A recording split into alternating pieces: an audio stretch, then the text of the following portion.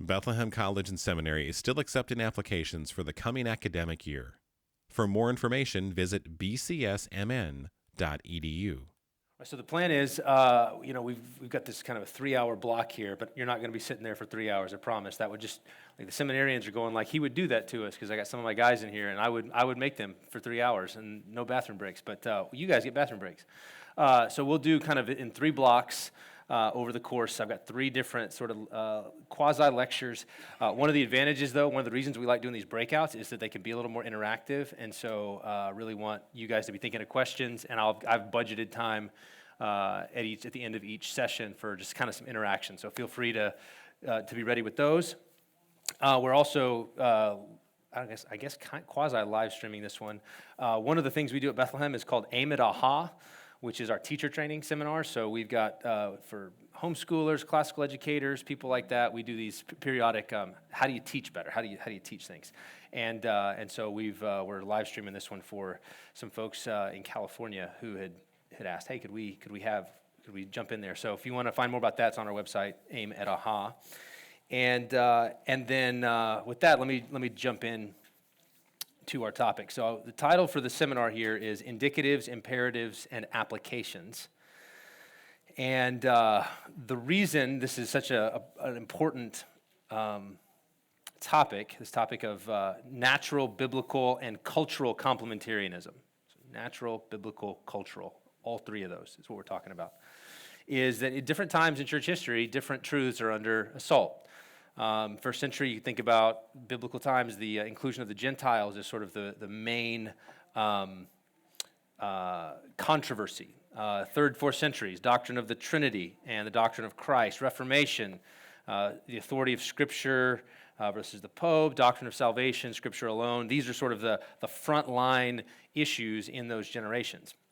You think about where we've been over the last, say, 100 years or so.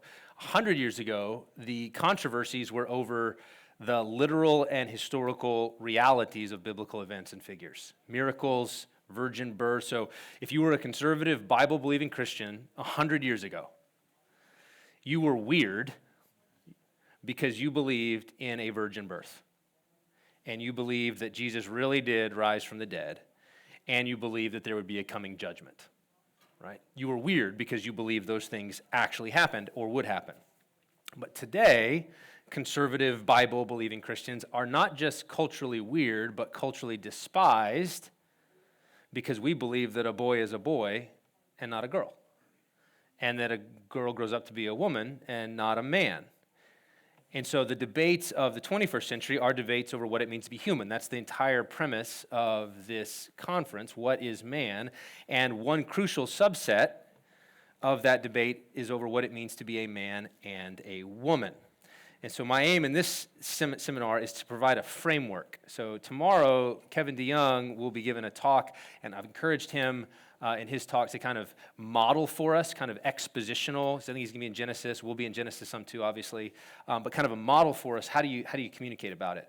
What I'm doing here in this seminar is kind of giving more of the scaffolding behind a talk like that. Try to build framework for thinking about, conceiving, and celebrating, and then expressing our complementarian convictions. And given the confusion that we have in the world over what it means to be a man and a woman, what we really need as pastors is we need both clarity and simplicity. I don't know if you've ever tried to have these conversations maybe with people in your church or with your kids when they're trying to wrestle through it, and you just kind of can find yourself a little tongue-tied because things that, say, used to be obvious are no longer obvious to people. And so trying to break it down and be able to help people see that with clarity and simplicity, something that's accessible to them. And so I'm hoping that what I've got to say today will help you in that endeavor. And so in doing it, we're going to be talking about the wisdom and goodness of God in making us with similarities and differences as men and women. Okay, we're both made in God's image, but that He has designed us with distinct and complementary ways of being for His glory and for our good. And so in doing it, I want to weave together nature, Scripture, and culture. And I think that's sometimes where we stumble a little bit, is how do we think about our cultural applications of our complementarian convictions? Or, as I said in the title, indicatives, which are statements of fact, imperatives, which are commands and exhortations about duties and responsibilities, and then applications, which are wise extensions of biblical principles into new circumstances, ones maybe that you don't find directly addressed in the scriptures. So indicatives, imperatives, and applications. And you probably use those, you think in those categories, most of us, because of doctrines like justification and sanctification, right? The indicative comes before the imperative. Before God says, do this, he first does something. His works are the ground of our works. So we as pastors and theologically minded people, we think in terms of indicatives, imperatives, and then we try to apply those in concrete ways. And what I'm wanting to say is let's take that, which we kind of already do in general, and let's really drill into it as a way of thinking about manhood and womanhood. So we're going to be going all over the place, all over your Bible. You can try to keep up, but I'm not going to unpack every passage in detail. We will camp on a few. This may sound like a little bit of a tall order, but really I just have 3 statements that I want to unpack. And so this is the entire seminar in 3 sentences, okay? If you walk away with nothing else, walk away with the 3 sentences. Okay, number 1, God's acts establish basic facts. God's acts establish basic facts. That's the indicative level. Or the question, if you want to turn that into a question, you could turn it into this one. What has God done? What has God done? Okay, so that's number 1. God's acts establish basic facts. Statement 2, God's commands fit those facts. God's commands fit those facts. So now we move from what has God done, second level, what has God said? What has God done? What has God said? And then third, our applications ought to fit those facts and those commands. So this is the question, how should we live? So we'll run through them again. God's acts establish basic facts. God's commands fit those facts. Our applications ought to fit those facts and those commands. Or again, flip it into the form of questions. What has God done? What has God said? How should we live? Those are broken up real, and again, I want to stress and underscore in this the importance of kind of a clarity and a simplicity. Something that you can, that just normal, regular people who are trying to figure out, how do I talk about this with my kids? How do I raise a family in this environment? How do my wife and I, how do we navigate these? If you can help them to get those 3 sentences, you'll have gone a long way to help them to see the logic and the wisdom of God's revelation. So let's start then with God's acts establish basic facts. So this is the indicative level. And so when we talk about indicatives, we're talking about the soil from which imperatives grow. But before we talk about what we should do, what we ought to do, we need to talk about what we are. And so again, indicatives are statements of fact, statements about what is. And I've got 3 kinds of facts in mind, and this is where, so again, just subdivide under that. 3 facts, 3 kinds of facts. Facts of creation, facts of nature, and facts of redemption. Facts of creation, facts of nature, facts of redemption. We'll spend most of our time just unpacking what I mean by those 3. So facts of creation. If you heard that, so my guess is you hear facts of creation and facts of nature, and you go, that sounds like you just repeated yourself. But I didn't. I want them to be separate. It's important that they be separate. You'll see why in a moment. Facts of creation, what do I mean by that? These are certain facts about humanity established by God when he created Adam and Eve. That's why I'm talking about creation. These are facts that are revealed in Genesis 1-3 and then echoed throughout the Bible. Okay, so facts of creation are facts established by God when he made Adam and Eve, revealed in Genesis 1-3 and echoed throughout the Bible. You could think of these as primal and original facts. I'll use that word primal, and I mean like back at the beginning, at the very beginning. Okay? So here's one fact of creation. Here's one thing we learned from Genesis 1-3 about Adam and Eve. It's that man, that is human race, the human race, men and women, is created for God and his mission. We learned that in Genesis chapter 1. God created men and women in his image, Genesis 1:27. And so one of the deepest and most fundamental facts about every human being is we are God's creatures, made by him and for him. That's a basic fact of creation. We are human, which means we are embodied souls and ensouled bodies, created in God's image and after his likeness. And I'll talk tomorrow evening in my plenary about the embodied soul bit, so we won't spend a ton of time on that today, right now. But we are made by God and for his mission.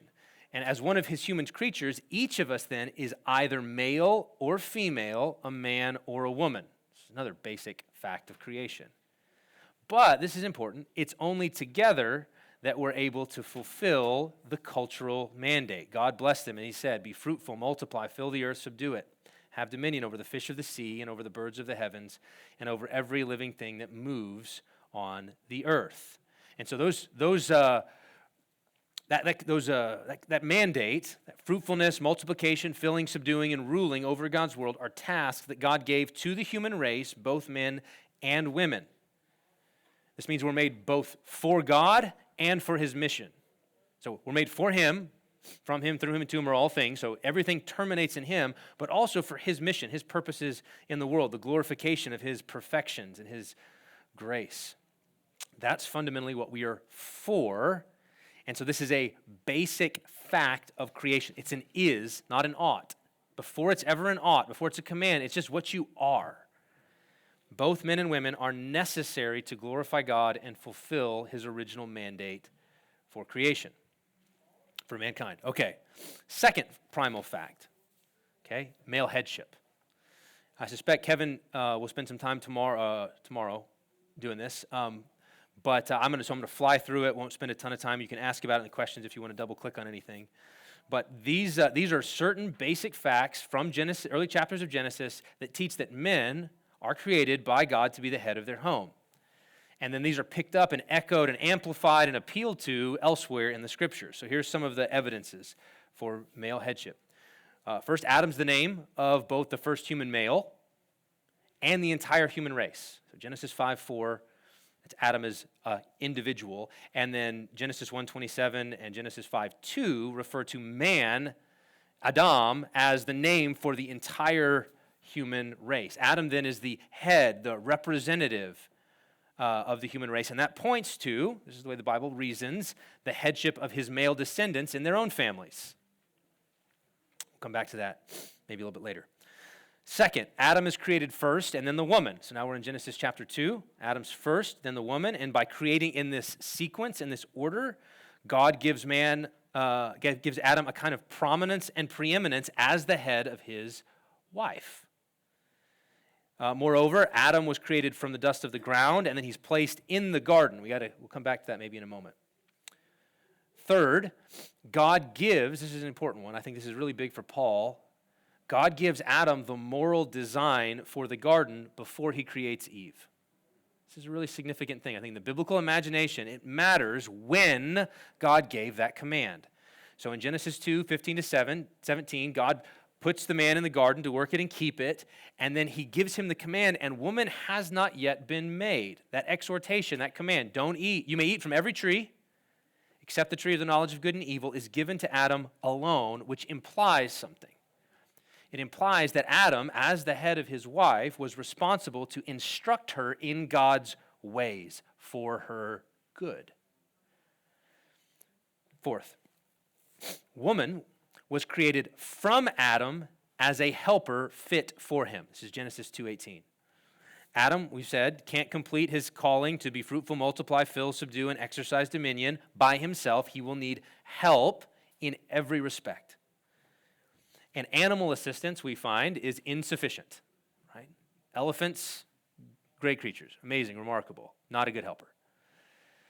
So, God creates Eve from Adam's side in order for her to be like Adam. She shares a common human nature, unlike the animals who are created from the dust, and as a helper corresponding to or complementing him. Some people sometimes object, you guys talk about this word complementarianism, and that's not in the Bible. It actually is. When the Bible talks about she's a helper fit for him, that language of fit, like complement, is just a amplified version of that word fitness. Okay? She fits him. So she's created from Adam as a helper, complementing him, fit for him. Fifth, from those early chapters, Adam names the woman. And we find in these early chapters in Genesis that he gives her two names. One is Isha, and we'll come back to this in a moment, which is woman. This is what distinguishes her from Adam. He's Ish. She's Isha. He's Ish. Come back to that. And he gives her a personal name, a name that distinguishes her from all other women. So those names are doing different things in Genesis 2 and 3. So Eve, Chava, is a personal name that distinguishes her from other individuals. But here's the point. The fact that Adam is the one who names her indicates his headship in relation to her. That's one of the things that naming is a kind of exercise of his authority. Sixth, after the fall, God holds Adam fundamentally responsible for the rebellion of both of them. Right? So though Eve had been the first to eat from the tree, God approaches Adam first and says, "Where are you?" Singular. He doesn't say, "Where are y'all?" Okay? He doesn't say, "Where are y'all?" He says, "Where are you?" Singular. So God calls Adam to account. Why? Because he is the head of his family. So those are some of the reasons. I'm sure tomorrow Kevin will expand on those a bit. So here's what this means. Adam's headship over his wife does not mean that every man is the head of every woman. Okay? This is why later in Ephesians, when Paul picks up on this sort of stuff, he says, "Wives, be subject to your own husbands." Not to every man, but to your own husband. There's a relational context. It does show that complementarity in marriage, though, is rooted in creation, in the way God made things. He set them up at the beginning, rooted in the fall, not in culture, but in creation. And this will have implications as we consider various other kinds of roles and relations of men and women. Okay, so I want to press into the indicative a little bit more, especially in relation to this idea of naming. Okay, so Adam is given the task to name both the animals and his wife. And I want us to think a little bit more about what went into this, what Adam was doing when he named her. Okay, so if you look in Genesis 3, Adam gives reasons for his naming. So when he looks at her, God knocks the man out, takes out a piece of side, builds the woman, brings her to the man, and Adam says, "This at last is bone of my bone and flesh of my flesh. She shall be called woman, for she was taken out of man." Like there's a reason for this thing. It's not arbitrary. Adam saying, this name needs to fit her. Okay, it needs to fit her. This isn't just a slap a label on it, call it whatever you want. This name is fitting something. So how is that? So there's a propriety, a fitness between the world as God made it and the world as man names it. So God made the world a certain way, and then the name needs to correspond to what God did. So thus, woman, I said, is Isha in the Hebrew. That's a fitting name for the female sex or for a wife because out of man, Ish, she was taken. So Isha was taken out of Ish. And you can hear that those are linguistically related. Just like in English is helpful here, man and woman, it comes from womb man, the kind of the sex of men of man that has a womb. Okay, they're linguistically related to one another, and that principle that names should fit their subjects extends after the fall, because when Adam gives his wife a personal name, she's Chava, Eve. Why? Because she is the mother of all living. So Chava and then the Hebrew word for life are linguistically related as well. So anytime Adam is naming, he's connecting his words to God's works. And this is why in all of our English Bibles, all the time, runs throughout the Old Testament. Anytime they name something, you're going to have that little footnote that says, this word sounds like that word, right? Isaac sounds like he laughs. That principle is sort of a basic biblical fact about how names ought to work, how naming works. Okay, so Adam, therefore, is naming the woman and then presumably the other animals, because he named them as well, on the basis of something he sees about them. Something he sees about them that God did. He gives her a name based on the givens that he sees from God. Now, here's the question, okay? So you got to think, we're going to go a little bit deeper here. where did Adam learn to do this? This is like, all right, here he is. Go. Name. Like, where did he learn how to name things fittingly? And I think he learned to linguistically relate subjects because he's imitating God. Okay? How do you get there? Well, all you need to assume in order to get there is that Adam knows Genesis 2:7. If he knows Genesis 2:7, then he knows how this works. Because there in Genesis 2:7 it says, "Then the Lord God formed the man of dust from the ground." If you know your Hebrew, here's the relevant Hebrew terms. God formed Adam from the dust of the Adamah. So if Adam knows, I'm Adam, formed from the Adamah, he knows how this works. He can see that your names ought to fit the realities. So Adam assume Adam knows I came from the ground and my name reflects that. Then Adam is distinguishing and naming Ish and Isha on the same basis that he learned from God. Origins. Okay? How did God name me? Based on my origin. How should I name her? Based on her origin.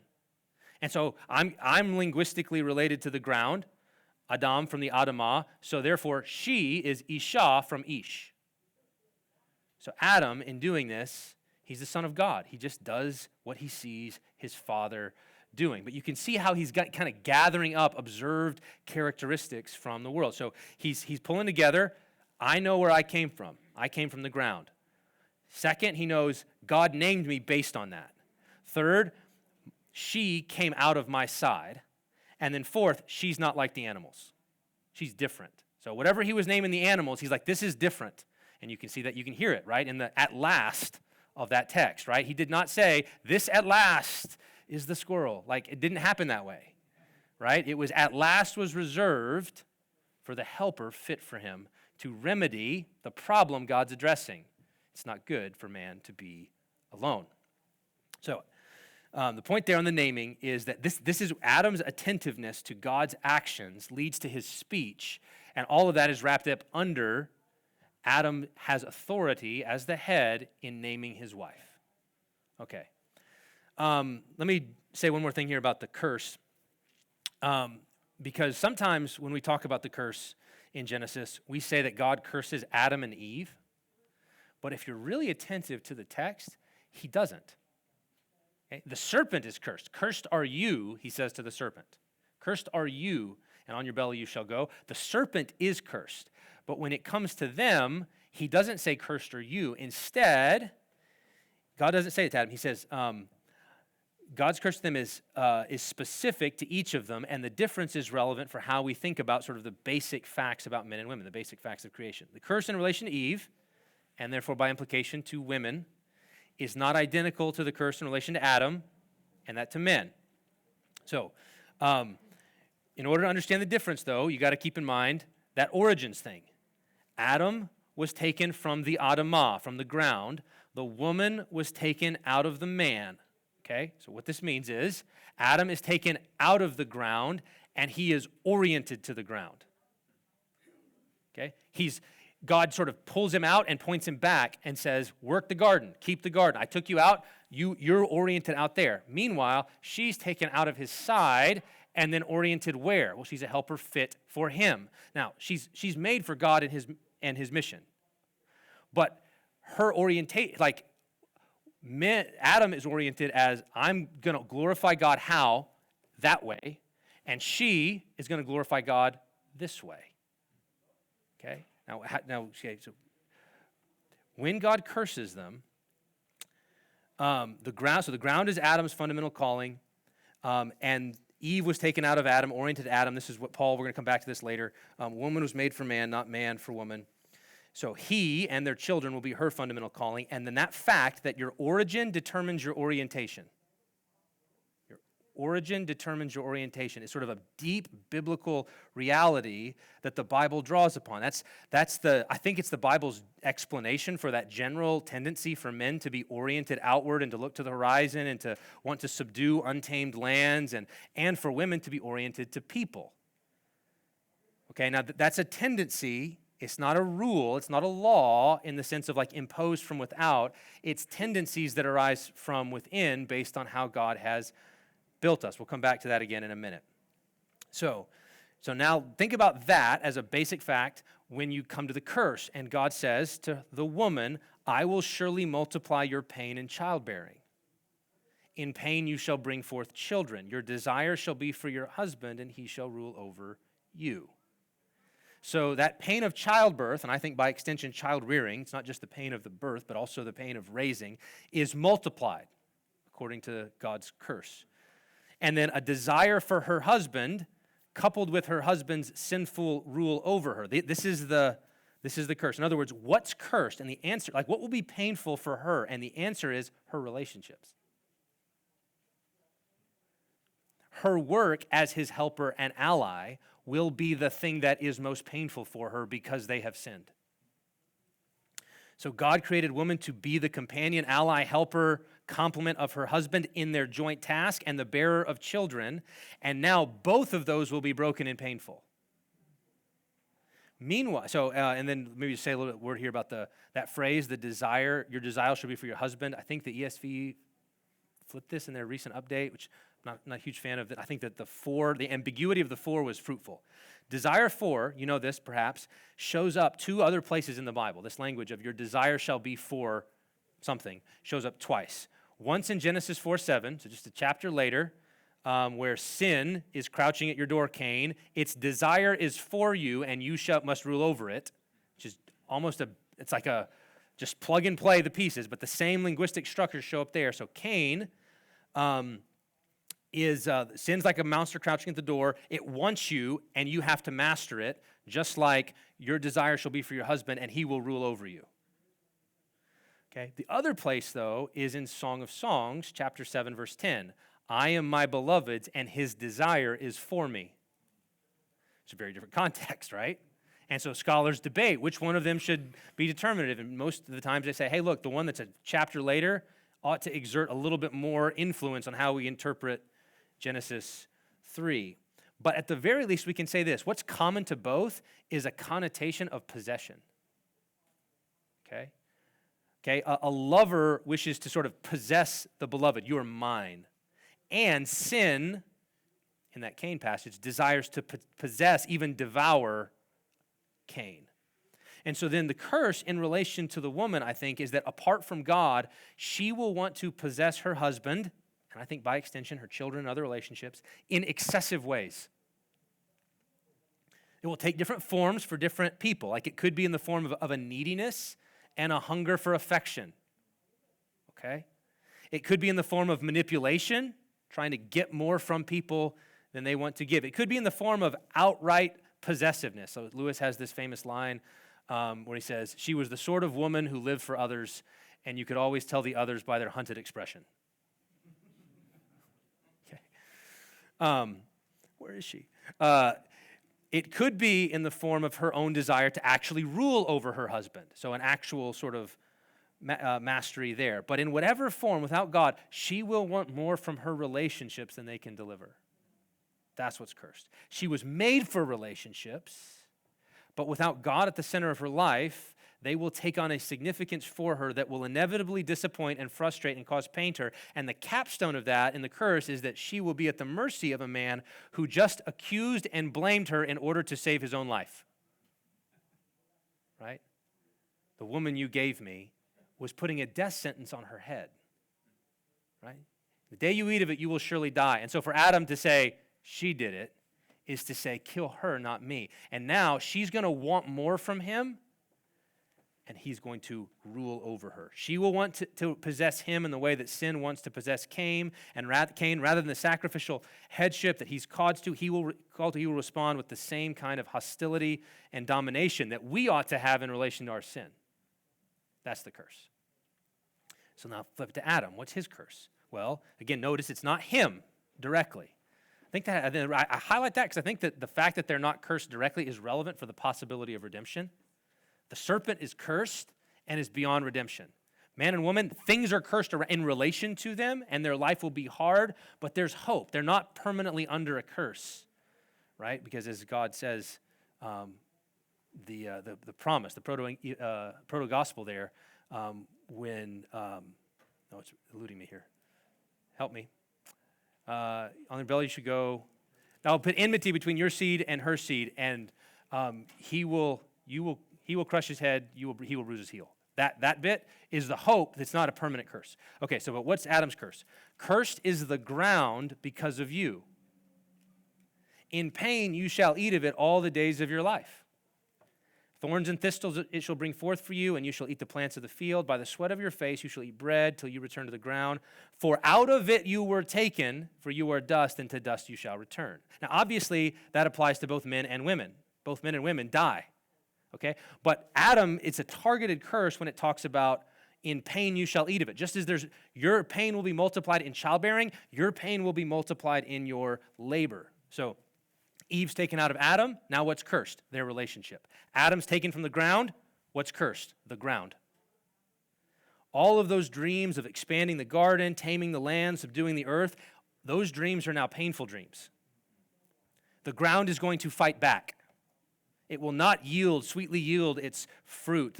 Those shrubs that were meant to be gentle and easy to cultivate and bear good fruit, thorns, thistles, all day long. Labor and work were designed to be a delight. That was a pre-fall reality, but now they will be hard, painful, and vain, and then, of course, death. So here God's saying, Adam, you're going to work hard your whole life. You're going to sweat and bleed to eat and provide, and then you will die, and you won't enjoy the fruit of it. Now we're in the book of Ecclesiastes, right? Some fool is going to inherit all that you did. So just as Eve will want more from her work and her children and her relationships than they can deliver, so now Adam, without God, will want more from his work than it can deliver. Does that make sense? And so the tragic irony here about these two curses is the way that they will mutually aggravate each other. Okay? Work will be harder for him, and so he's going to pour himself into it in order to be fruitful, and that's going to pull him away from his wife and his children, and so her desire for him will be more frustrated, and her ability to be his helper and ally will be minimized. Or coming at the other way, try this. Her desire is for her husband. She has increasing expectations and demands of him, and as a result, he pulls away, throws himself into his work because home is hard. And so there's a constant tug of war with no winner. And what's remarkable to me about this, and I said this to our people when we preached Genesis a few years ago, is that in 4 short verses on curse, God described 90% of marital conflict. That tension that we feel and what we're all about. And apart from Jesus, that's all there is. So this is curse.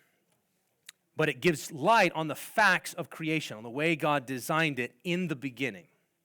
So I'm calling those facts of creation, and God's acts in creation establish the facts of creation. Okay, now, I said there was a second kind of fact called facts of nature. So what's the difference here? By facts of nature, I have in mind those recurring aspects of our humanity that we have access to by means of general or natural revelation. Okay, see the difference? This is important to get the difference between facts of creation and facts of nature. Facts of creation are things you learn from reading the book. You know them because they're written here. Facts of nature are things that all people know from observation right now. You don't need a Bible to know these, okay? So facts of creation we learn from the Bible about God's original creation. Facts of nature are things we learn from the world around us. So nature here is God's design and purpose as it's embedded in our very natures, in his creatures, and is evident to all people. So when I'm talking about nature, facts of nature, I've got 2 elements in mind.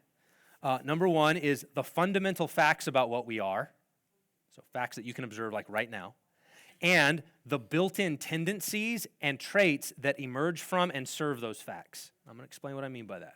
So there's facts about us, and then there's traits, tendencies, dispositions, inclinations, you pick your word, that serve and manifest those fundamental facts. And both of them are important. Okay, so I'm actually going to start with the tendencies thing. So this is what we mean by like various physical, psychological, social traits, tendencies of men and women. Okay, this is things like men in general are taller and stronger than women. That's what I mean by a trait or a tendency.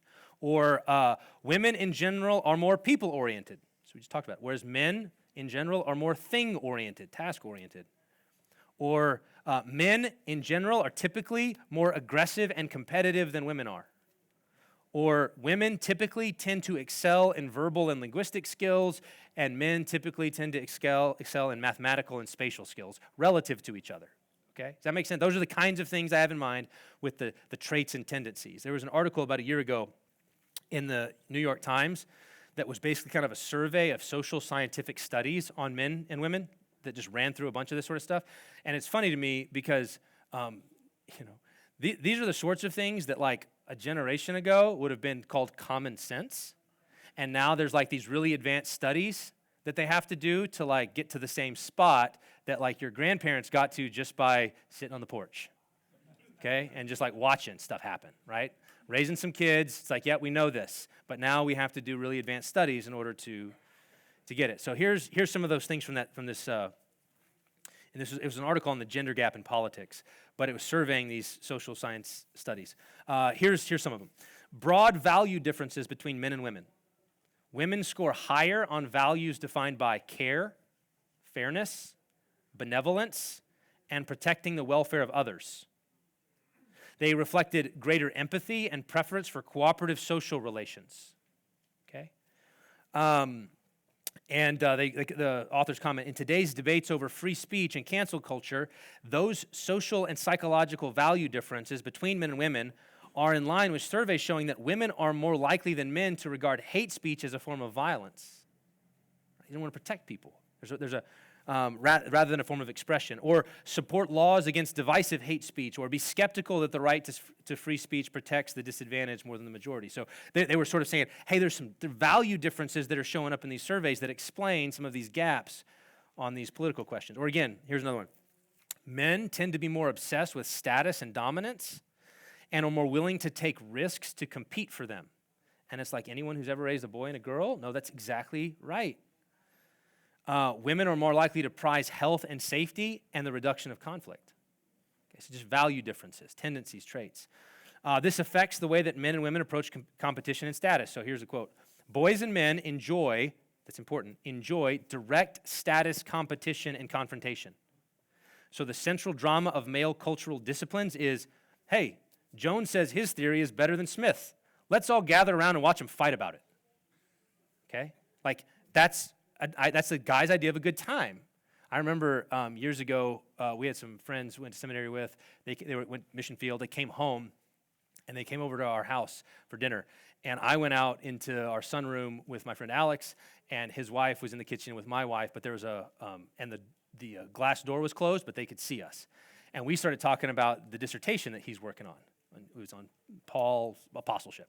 And so we're talking and having this great lively discussion, debate, going back and forth. He's saying, I don't know about that. Well, what about... And so we're having this great conversation. Later that night, my wife comes to me after they'd left and says, hey, what were y'all fighting about? And I was like, what do you mean? She's like, you guys look like you were getting into it. And I was like, well, yeah, we weren't fighting. We were, but it was fun. And she was like, I think if I ever talked to Betsy like that, we would not be friends anymore. Like, I could tell by the look on your face. But we had a grand old time, so let's do it again tomorrow. And so that's the way that men approach direct status competition. On the other hand, from early childhood onwards, this is the article again, girls compete using strategies that minimize the risk of retaliation and reduce the strength of other girls. So they still fight, just in a different mode. Girls' competitive strategies include avoiding direct interference with another girl's goals, disguising competition, competing overtly only from a position of high status, and enforcing equality within the female community and socially excluding other girls. Okay? These are just general traits. Like, men and women both sin and they both fight, but they do it differently. Why? Because they have different built-in tendencies and trajectories. So they go on to talk about group hierarchies. Boys and men really tend to like to compete directly, and they don't mind the hierarchy. Okay, like I know that my kids actually don't mind if they're not the top, if they know where they are in the totem pole. I see that in my boys. Okay, whereas girls and women tend to avoid or don't enjoy as much the status, the overt status. High status increases the probability that So for both sexes, high status increases the probability that one lives longer and so do one's children. But the result of these two somewhat conflicting motives is that girls and women seek high status but disguise it, and men do it more overtly. So all of these traits and tendencies, which are rooted in our distinct sexual natures as male and female, are important, and that's part of what I'm getting at by facts of nature, those different tendencies. And you could think of others that would fall into those categories. And here's the important thing, okay? When it comes to then rooting, when we start to think about, well, what does that mean for like our complementarity and how we think about what we ought to do, you immediately run into a problem. And it's what I call the bell curve problem, right? And all of you were probably, I'm guessing that most of you were immediately thinking about it, which is not all women and not all men, not all boys and not all girls. So for every one of those statements I made, you immediately thought of exceptions. And maybe it's your kid that's the exception. And that's true. So the bell curve problem is these tendencies and traits we all kind of recognize, they're real. They're, like we're identifying something real about male nature and female nature. They're not universal. They're not universally true for all men and women. Some women are taller than most men, even though in general, men are taller than women. Or some men are as relationally oriented as any woman is. Or some men value care and cooperative social relations, and some women love competition, overt competition. There are excellent male poets, because remember the linguistic thing tends to be, women tend to excel there, and men are more spatial and mathematical. There's excellent male poets, and there's excellent female mathematicians. So here's the challenge then. These sexually rooted traits and tendencies are real. They really are features of reality, especially when you look at groups. They're not universally true of every individual, and therefore they become difficult to use as a basis for any kind of oughts and duties, right? So I do think they're useful as a guide, and they help us to understand the rationale beneath some biblical commands. I'll come back to those in the next talk. But when we use the word nature, what I'm wanting to say is we need to refer to something more basic and more objective than simply these traits and tendencies, like something more fixed and universal. So what lies beneath those different traits and tendencies? What are the fundamental facts of nature about what we are as human beings that anybody with two eyes in their head can see and that you don't need a Bible for? That's the question. Here's three things. Number one, we said it before, but we say it again. Each human being is either male or female. That's just a fundamental, basic fact of nature that all men are capable of seeing despite our day when they are intent on not seeing it. Okay? No matter how much you deny it, it's evident and obvious. Each human being is male or female. Second, each of us is the son or daughter of human parents. That's important. Adam and Eve accepted. They're the only exceptions to this. But every other human being you meet is a male or a female, and as a man means he's the son of human parents, and as a woman, she's the daughter of human parents. And then third, here's the third fact that you know about every human being. To be a son is to be a potential father, and to be a daughter is to be a potential mother. And when I say potential, I mean that potency is present and real, even if you have biological irregularities or brokenness, regardless of whether you actually beget or bear biological children. Those tendency, that orientation to you are built to be a father, you are built to be a mother, is true of everyone, period. That's what it means to be a man. So I am designed, directed, ordered to the end, the purpose of fatherhood, even if I didn't have my children. And so what that means then is those fundamental facts, perennial for all people, universal, is the foundation of the natural family. And we carry that identity as sexually differentiated men and women into every relationship. So I just want you to think about this, okay? When you think about a family, think about the different qualities, and it's really hard to pin them down, but just think about the quality when I say that here's different relationships. Husband to wife, father to son. So you're a man, think about yourself as a man. Husband to wife, father to son, father to daughter, son to father, son to mother, brother to brother, brother to sister. You feel that? Like at one level, you can't melt them down and say, oh, it's just siblings. No, brother to brother is not exactly the same as brother to sister, right? Father to daughter, father to son, not exactly the same. You love them both. You want their good, but there's a qualitative difference. Same thing you can do on the female side. Wife to husband, mother to son, mother to daughter, daughter to father, daughter to mother, sister to brother, sister to sister. Same thing's true. There's a qualitative difference, and it's hard to pin down. It's an elusive difference. But a father relates to a son differently than he does to a daughter, and a sister relates to a sister differently than she does to a brother. And so, in other words, all of these relationships are sexually inflected. I just want to underline that little word there, inflected. You guys know inflection, dictionary definitions, you got things like inflections when you modulate your tone of voice. You have a little inflection. Makes slight differences in meaning. So, if you, what are you doing? What are you doing? Like, it's an inflection difference, but one's more accusatory, one's more curious. So it's a subtle difference, but it makes a real difference, doesn't it? In how you ask that question.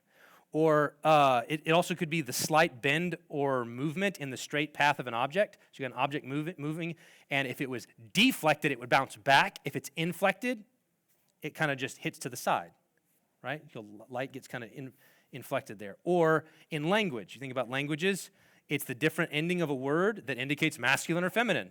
So if you know something like Spanish, hermano versus hermana, hijo versus hija, that you have the root, which identifies this is a child or a sibling, but then the ending inflects it, and it tells you this is male or female. What I'm saying is our common humanity, our virtues and our vices are inflected by our sexuality so that the form, expression, and emphasis are different. And these are facts of nature. My point there is to say that irrespective of the bell curve stuff, at a basic fact, every man is a son and a potential father. Every woman is a daughter and a potential mother. Both of them are, in relation to God, a creature made for his purposes. And then those sexually inflected traits and tendencies clustered on that bell curve kind of support and give some texture to those. All right, last thing, and then we're going to take a break. Well, I'll take a question or two and then take a break. Facts of redemption. This is the third kind of fact. Remember, we're still under God's acts, established basic facts, facts of creation, facts of nature, and now facts of redemption. And I simply mean here the gospel of Jesus, by which we are saved and which was revealed in the scriptures. So when you think about Ephesians 5, where God's act in Christ establishes a relation between Jesus and his people, which is a pattern for certain human relationships, husband and wife, Christ and church. So that's the sort of fact of creation that I have in mind. That the Bible regards that as a fact, something God did, but it's not just a bare fact, it's a pattern. It's a pattern to which we ought to conform, which is what we'll get into next. So again, God's acts establish basic facts, facts of creation, facts of nature, facts of redemption. We've got a few minutes. We can take a few questions on any of that. Yes, sir.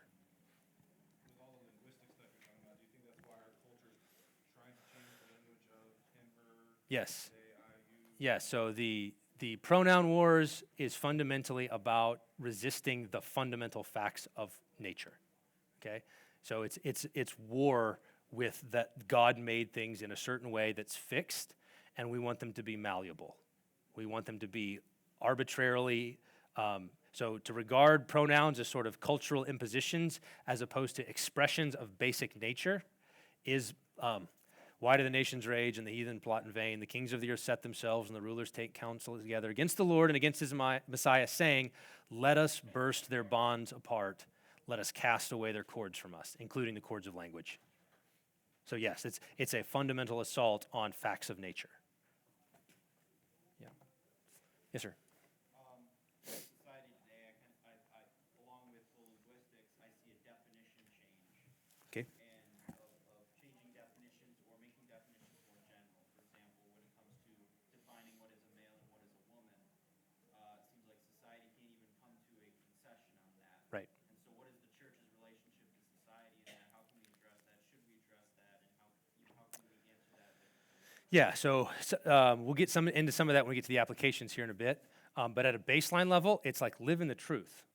Like the first, so I'm going to say that when we preview of coming attractions, next lecture. First thing is, the first imperative is to love the indicative. So like the first thing the church should do is not mainly worry about what they're doing, but it's like, do you love that God made the world this way? Like facts of creation, facts of nature, facts of redemption. Like the first imperative is to love the indicative, to love what God has done, this amazing thing that God has done in making Adam and Eve the way he made them, in making human beings, male and female, the way he continues to make them, and then the gospel, which reorients and reorders all of it. Do you love it? That's the first thing and most important thing.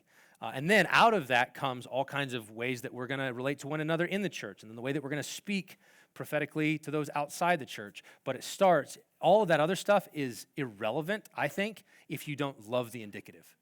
And so that's why, so maybe as a baseline, when you guys think about, all right, I'm going to go home, I got to talk to my people, the first burden you should feel is the burden of love.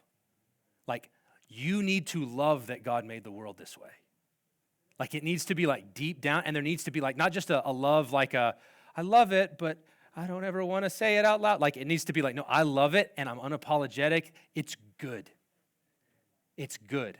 Now, you can be mindful, people are going to come and hear things certain weird ways and kind of be hostile to it. That's fine. But in your house, in your home, your kids will pick up on whether you think that manhood and womanhood are things that we kind of dance around, or whether you're like, man, isn't it great that God made you a boy and not a girl, and God made you a girl and not a boy?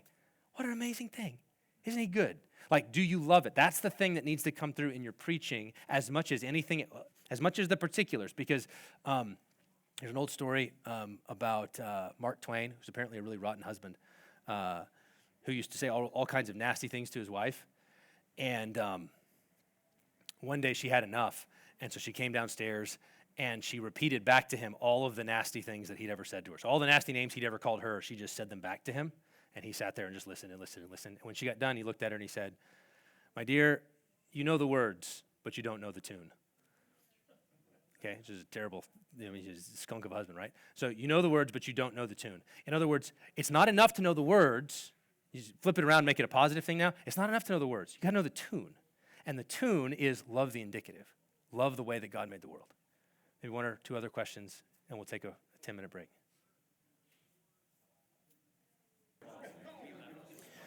All right, if you guys come back in and we can grab those doors maybe.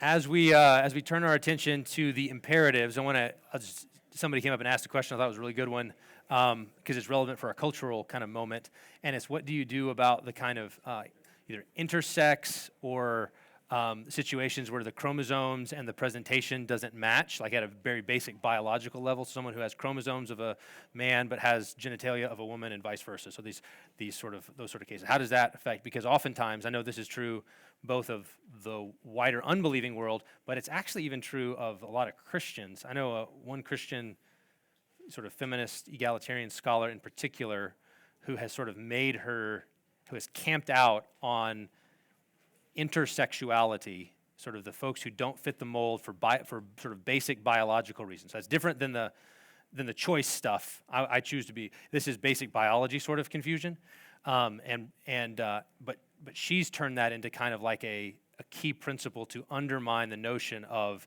male-female binary.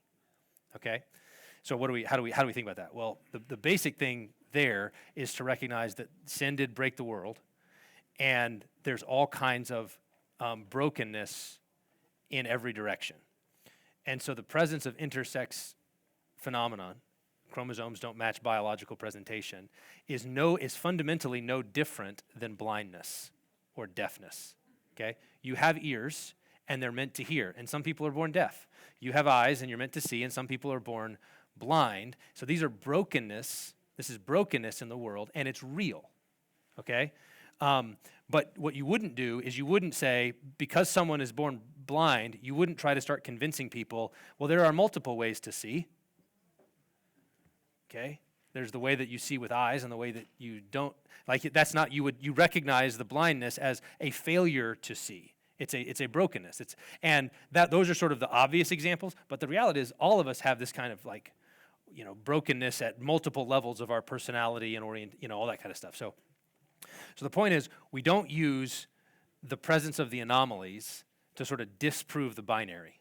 The binary's there, and it's real. And these things are real brokenness is owing to living in a cursed world, a broken world. And then shepherding, I think, would involve attempting to help someone do the best they can given what they've been given. Okay, in the same way that you would, if you had a blind person, you're going to help them to approximate sight by they're going to develop their other senses, they're going to learn to do Braille. You're going to try to assist them to compensate for the brokenness, but you're not going to say the brokenness is like a positive good. You're going to say it's a brokenness, right? So similarly, you do the same kind of thing with those with the intersex category in the middle. So that's a good point, but it's an important one to at least have thought through, because people will kind of bring that up as a sort of defeater for, hey, God made men, people, male or female, the two options. And they'll go, no, there's a third or a fourth or a fifth or a sixth, and they'll have all of this kind of little spectrum thing in the middle and say, see, you're being unscientific. And it's like, no, those are brokenness. This is, it's just like sight and blindness, okay? All right, so let's turn to level 2, and I'm actually going to, visually, I'll try to move these from up. So foundation is what is, the indicatives, what has God done? And then we're going to put on top of that, what has God said? Okay, so God's acts establish basic facts, facts of creation, facts of nature, facts of redemption, and then God's commands fit those facts. They rest on top of it, okay? So divine imperatives fit divine indicatives. Imperatives fit indicatives. So that language of fit is important. Okay, fitness is an important category that I think we all need to develop. It communicates that we're not dealing with sort of bare facts with no significance to them, but with facts as a pattern.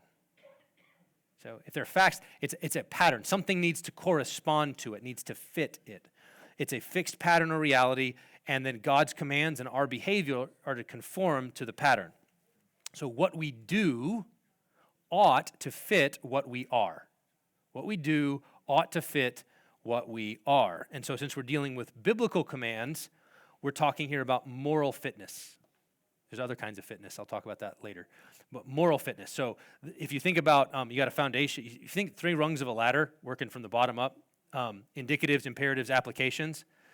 So you got one rung, and the second rung we're putting on now. What's the little sidebars that are connecting this one to the bottom one? And it's moral fitness. God's commands fit those facts. Does that make sense? Okay. So God's commands conform to the pattern that he has established in creation and nature and redemption. So for this one, you can actually, if you got a Bible and you want to look in 1 Timothy, because I want you to see how Paul does this. 1 Timothy 2, of course, is one of those passages that we spend a lot of time in. And I think it's important for us in these conversations to not treat it as sort of a standalone, isolated proof text. I don't permit women to teach or exercise authority, period. It's actually more important that you get the reasoning and the logic that's underneath this, and that your people come to love the logic underneath this, okay? So here we are at 1 Timothy 2, verse 8. I desire then that in every place the men should pray, lifting holy hands without anger or quarreling.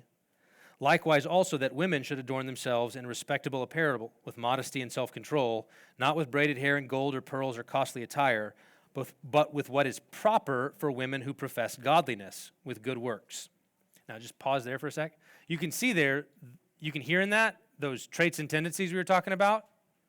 Like Paul gives different commands. Should women pray with their hands lifted? Yes. Should men be modest and not luxuriant in their dress and attire? Absolutely. But Paul addresses the exhortation to the different sexes because of the temptations of the two different sexes on the bell curve.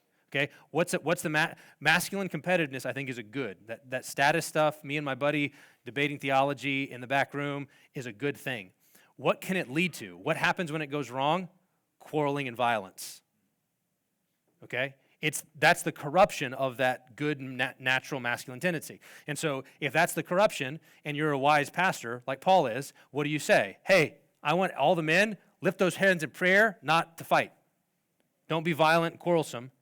But he's going to lean against the temptation because he's a good pastor. Similarly, the feminine tendency, what's it going to be? Well, it's going to be to dress in such a way as to cause fights. Okay?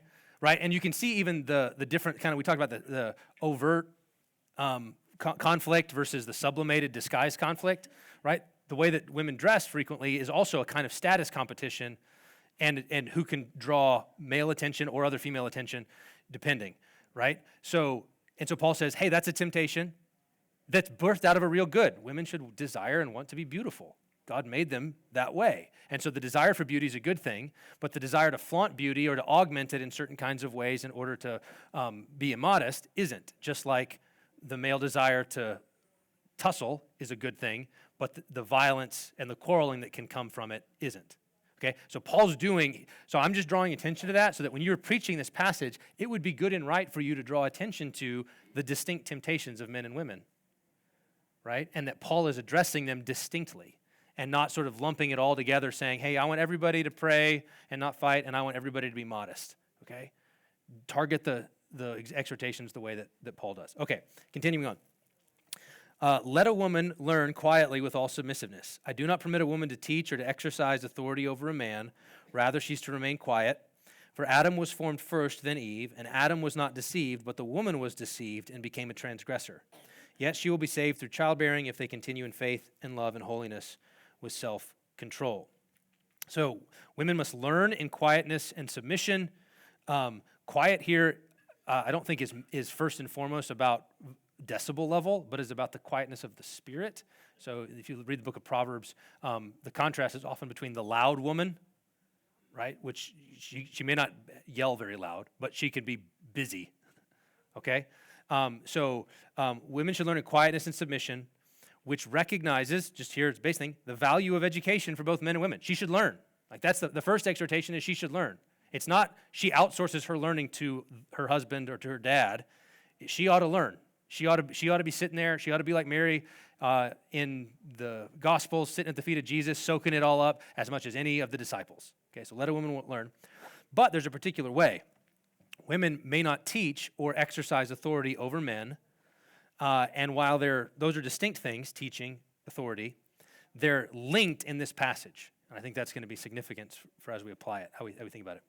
So Paul then grounds that prohibition on women teaching and exercising authority in Genesis 1-3. So here he's going to tie it back to what we just talked about. He's doing this level. This is an imperative, and he's going to tie it back to this level, the indicative.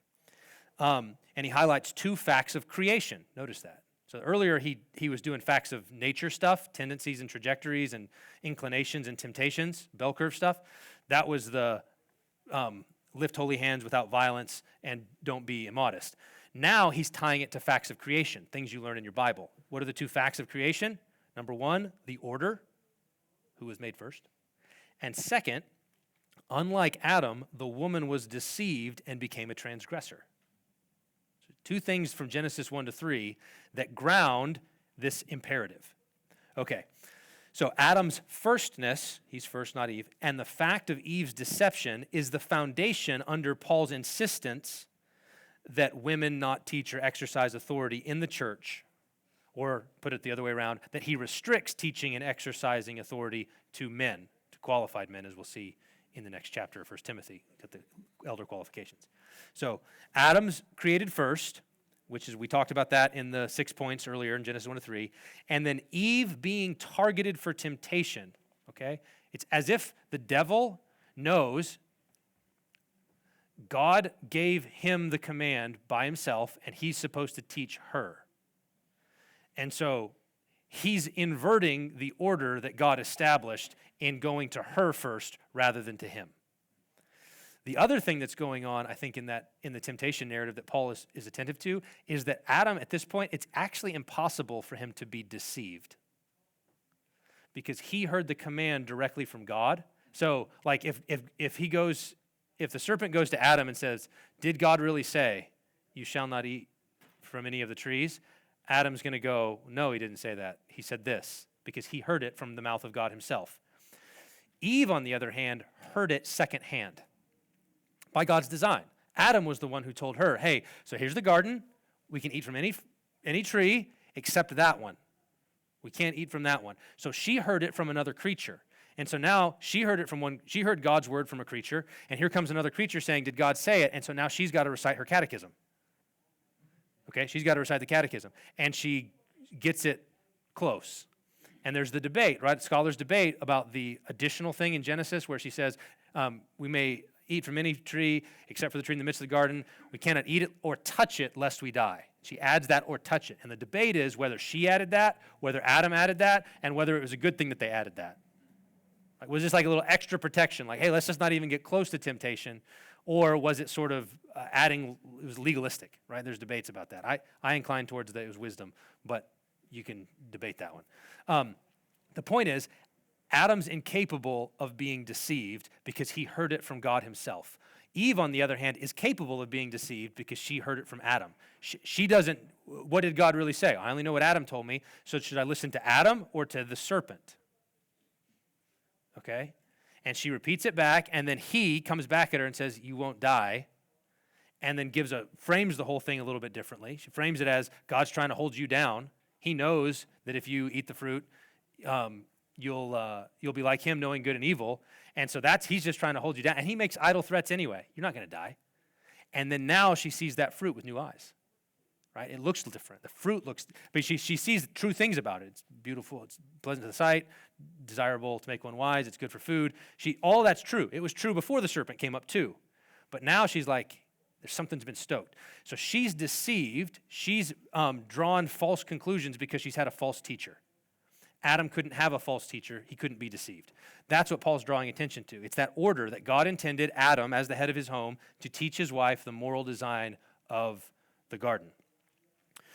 So this is pointing back. So in 1 Timothy, Paul is drawing on the fact that man's preeminent responsibility and headship, and that's the ground of the way that the church, as the household of God, ought to be structured.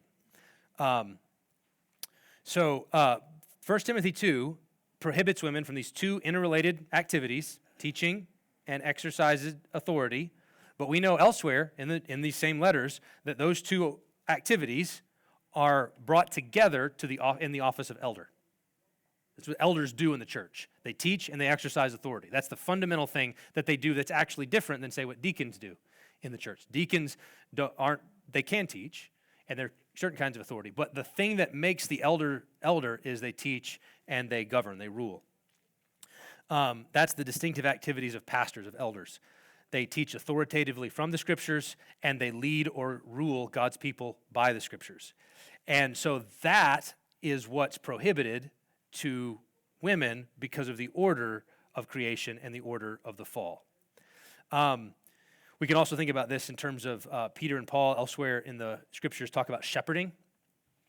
So the elder office is a shepherding office. So shepherds feed the flock from the word, and they lead the flock by the word, and they guard the flock from the wolves and the thieves with the word. It's the sword. So there's a fitness here between the way that God has made men to be protectors, providers, nourishers, and leaders, and then the restriction of that office to men. It fits. He's made the church to function a certain way. He's made men to function a certain way, and he's now given commands that fit the way he made things because he's wise. So in leading God's people and in teaching sound doctrine and in guarding the worship of the church, what are pastors doing? Well, pastors here, I think this is a helpful biblical parallel to help get this, they're like the Levites in the Old Testament. Okay, they're not exactly like Levites. I know there's covenantal differences. But what did Levites do in relation to the tabernacle? What did priests do? What was their fundamental calling? They were to guard the worship of God. That's what they do. They were to prioritize and set him apart as holy, the glory and holiness of God. You remember how they got their call to ministry? One of the things, I don't know if you guys ever, years ago, certain church networks would really lead on kind of like this priest, king, prophet thing about models of leadership or something like that, where they'd be like, in your church, you need to have like kingly type leaders who like know how to make the trains run on time. And you need to have prophetic leaders, which are like the ones who can really speak clearly, like Piper, like prophetic kind of stuff. And then you need to have the priestly type leaders. And what would the priestly type leaders do in that paradigm? You guys remember this? Some of you probably do.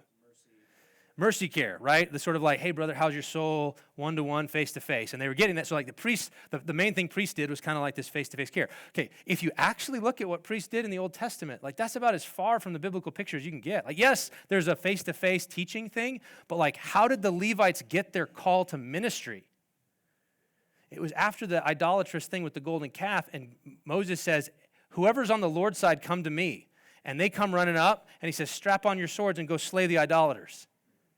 Real priestly, right? Like, and they do it. And it says they went to and fro in the camp, right? So here's Levites with swords to and fro in the camp, right? This is an echo of Genesis 3 where the cherubim, the guardian, has the sword going to and fro to guard the way to the tree of life. Levites are like throne guardians, like cherubim are like throne guardians. So, and then the same thing happens in the story of Phineas. Remember him? Book of Numbers, right? So at the first Pride Parade, when the guy comes down the deal with his Midianite girlfriend, and he comes marching down, and Moses and Aaron and the rest of the elders are weeping, which is an appropriate response to this kind of high-handed rebellion against God. And here they come flaunting it, and Phineas says, not good enough. And he grabs a spear, and he pins him to the ground. And God says, he's going to make a great priest. In fact, your entire descendants, for the rest of the time, your descendants are priests. Why? Because they were so zealous for the holiness and majesty of God that they were willing to slay even their brethren if their brethren committed high-handed rebellion. That's what a priest is. Okay, now why? So how does that relate to what we're talking about? Well, it fits, okay? God made men to be this in general for the home and for the church and in the world. That protective dimension is the calling and the way God has made men to be, and therefore he says, therefore it's fitting in the church that men be the ones to teach and exercise authority, because that's how they do their guarding now. How do we guard the worship of God? How do we guard the people of God? Teaching and exercising authority. So we don't use physical force the way that they did, but that analogy helps to shed light on that protective and directive role, and that it's fitting that it be men. It's morally fitting that it be men and not women, because women have another and more glorious, right, for purpose for themselves, like how God made them. All right, let's do another one. Ephesians 5. If you want to flip to this one, you can look at this one. Again, thinking about moral fitness between imperatives and indicatives. So Paul's going to give commands and exhortations. He does it in Colossians 3. He does this. Wives, submit to your husbands as is fitting in the Lord. You can hear the language there. Wives, submit to your husbands. This is fitting. Husbands, love your wives and do not be harsh with them. Also fitting. So there's a harmony, a fitness between a wife's submission and who she is as a woman in the Lord. And I think that fitness is unpacked in the parallel in Ephesians 5. So here it is. Wives, submit to your own husbands as to the Lord. For the husband is the head of the wife, even as Christ is the head of the church, his body, and is himself its Savior. Now, as the church submits to Christ, so also wives should submit in everything to their husbands. Husbands, love your wives, as Christ loved the church and gave himself up for her, that he might sanctify her, having cleansed her by the washing of water with the word, so that he might present the church to himself in splendor, without spot or wrinkle or any such thing, that she might be holy and without blemish. This is all priestly language, by the way. In the same way, husbands should love their wives as their own bodies. He who loves his wife loves himself, for no one ever hated his own flesh, but nourishes and cherishes it, just as Christ does the church, because we are members of his body. And therefore a man shall leave his father and mother and hold fast to his wife. The two shall become one flesh. This mystery is profound, and I'm saying that it refers to Christ and the church. However, let each of you love his wife as himself, and let the wife see that she respects her husband. So I just want you to notice here, as we think about paradigm, this framework thing we're building here, you have both facts and commands here. You hear them all? You track through there, and you should be able to see facts, commands, indicatives, and imperatives. Now, here's the thing. I'll regularly do this, like in my wedding homilies. When I'm marrying someone, I'll say, the Bible does not teach, say to the guy, the Bible does not teach that you should be the head of your home. Okay, follow me on this. Sometimes I'll do it at men's retreats. I'll say, how many of you guys think, I could have done it to you guys right now, probably a bunch of you would have raised your hands. How many of you think that the Bible says, that this is the biblical teaching, that husbands should be the head of their homes? And guys' hands will go up. Yeah, that's biblical. And I'd say that's 100% false. The Bible does not teach that you should be the head of the home. It says that you are. See the difference? You are the head of your home, whether you want to be or not. Your ought has nothing to do with it. You are. That's how Paul talks. The husband is the head of the wife, and therefore he ought to do, the ought comes later because he is. Okay? The question is not whether, it's not a coin flip. Is he going to be the head? Is she going to be the head? And they can decide. It's like, nope, baked into the cake, how God, fact of nature, way God made the world. He is the head, she's the body. That's the way it is. And therefore, because that's the way it is, now here comes some commands. The husband is the head of his wife. The wife is the body of her husband. Christ is the head of the church, his body. And that's a pattern, a redemptive pattern to which we conform. These are facts. And then because of these facts, wives are called to submit. That's the imperative. Husbands are called to love, and those are commands. And the commands fit the facts. The imperatives fit the indicatives. And so you should not exhort your husbands to be the head. You should not do that. You should tell them that they are the head, and you should exhort them to be faithful ones. Because that's the question. The question is not whether they'll be head. It's whether they'll be a faithful head like Jesus or a faithless one like Adam. That's the relevant question. Headship is a given. It's baked in, and they cannot escape it. They cannot escape it through their harshness. They cannot escape it through their passivity. They cannot even escape it by their absence. If they leave, the biggest gap in that family will be at the head of the table. So it may be strong sacrificial headship, it may be domineering headship, it may be absentee headship, but one way or another, husband's the head. Here's another thing that this, trying to get clarity here does. How many of you have ever heard the teaching, complementarianism, summarized as the biblical teaching on headship and submission? You ever heard that kind of language? So what do we believe? We believe in headship and submission. Now just pause and think about the confusion present in that statement. Headship and submission. You hear that confusion? In light of how we're talking? What's the confusion? Exactly. It takes the husband's indicative and the wife's imperative and puts them together. Instead, if you were to summarize it, it would be the husband's headship and the wife's bodyship. You decide. You got to find a word. You could use membership. Membership might be a word. Bodyhood, I don't know. Like we're going to have to come up with a new word or something. But submission's the wrong one because submission goes with his imperative, right? Submission goes with love, right? That's the imperative level. But the indicative level is headship and bodyship. So, or you could, what I do sometimes here is go to 1 Corinthians 11. He's the head and she's the glory. Right? The woman's the glory of man, 1 Corinthians 11:7. So he's the head, she's the glory. Headship and gloryhood, maybe. These are the basic facts. They're revealed in the Bible, and from them flow the appropriate imperatives. Love like Jesus, submit like the church, cherish her like Christ, honor and respect him like the church. Okay, now let's jump to 1 Corinthians. 1 Corinthians 11, complicated passage. You love to preach it, right? When you get there. Spend a couple of sermons trying to figure out what's going on with the angels. So whatever the confusions are, there's a number of things here that are sufficiently clear, okay? Because this passage is about the interplay between facts of creation, facts of nature, and then actions and behaviors in corporate worship. That's the context, okay? So Paul, listen, here's 1 Corinthians 11:3, highlights that order, fundamental order and reality. I want you to understand that the head of every man is Christ, the head of a wife is her husband, and the head of Christ is God. So here's a little hierarchy, sacred order, and it's not reversible. You can't flip it. Christ is not the head of God. Don't do that. Man is not the head of Christ. Don't do that. A wife is not the head of her husband. Don't do that. Okay? So he establishes the order. And second, he calls to mind in this passage, Genesis 1 and 2, when he says, man is the image and glory of God, but woman is the glory of man. And it's significant. He doesn't say she's the image of man, because she's not. She's the image of God, just like he is. Both of them are according to the image of God. But there's a difference. He is the glory of God. She's the glory of man. And this isn't a diminishment. Okay? If you think that that's like, oh, she's second best, then you don't know what the biblical word glory means. She's the glory of the glory. Right? And so Holy of Holies, that's not like the second best holy place. Okay? It's the glory of the glory. It's that she is the place of fruitfulness. He's the first, and then she's the glory, coming from the first. And then Paul, when he explains what he means by glory, highlights two primal facts: creation from woman. Woman was made out of man, and woman was made for man. Okay?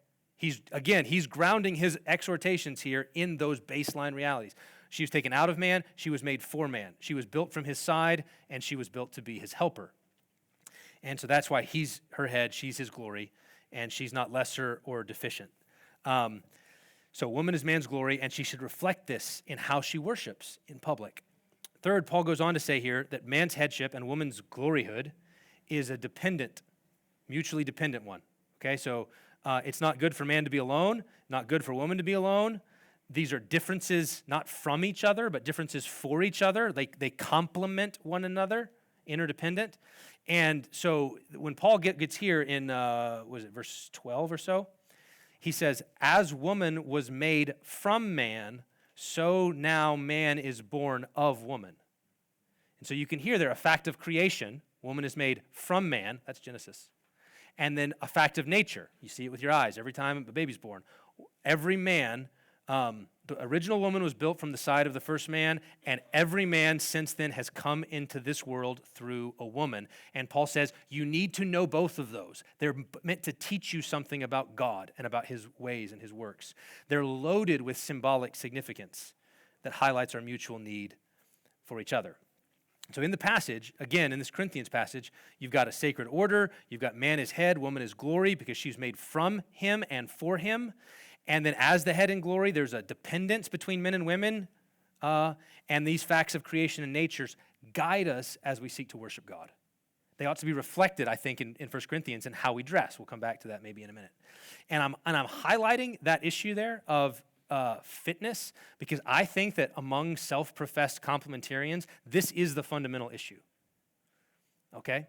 The fundamental divide among people who believe the Bible, want to follow the Bible, the big divide, even when some of us are kind of like, hey, we all affirm the same statement of faith on this, but like we come at it very differently. I think one of the major differences is on this issue of fitness, because some complementarians will say things like this. They'll say, well, we don't know why God says the husband is the head and that wives should submit and only men should be pastors. We don't know why, but the Bible says it.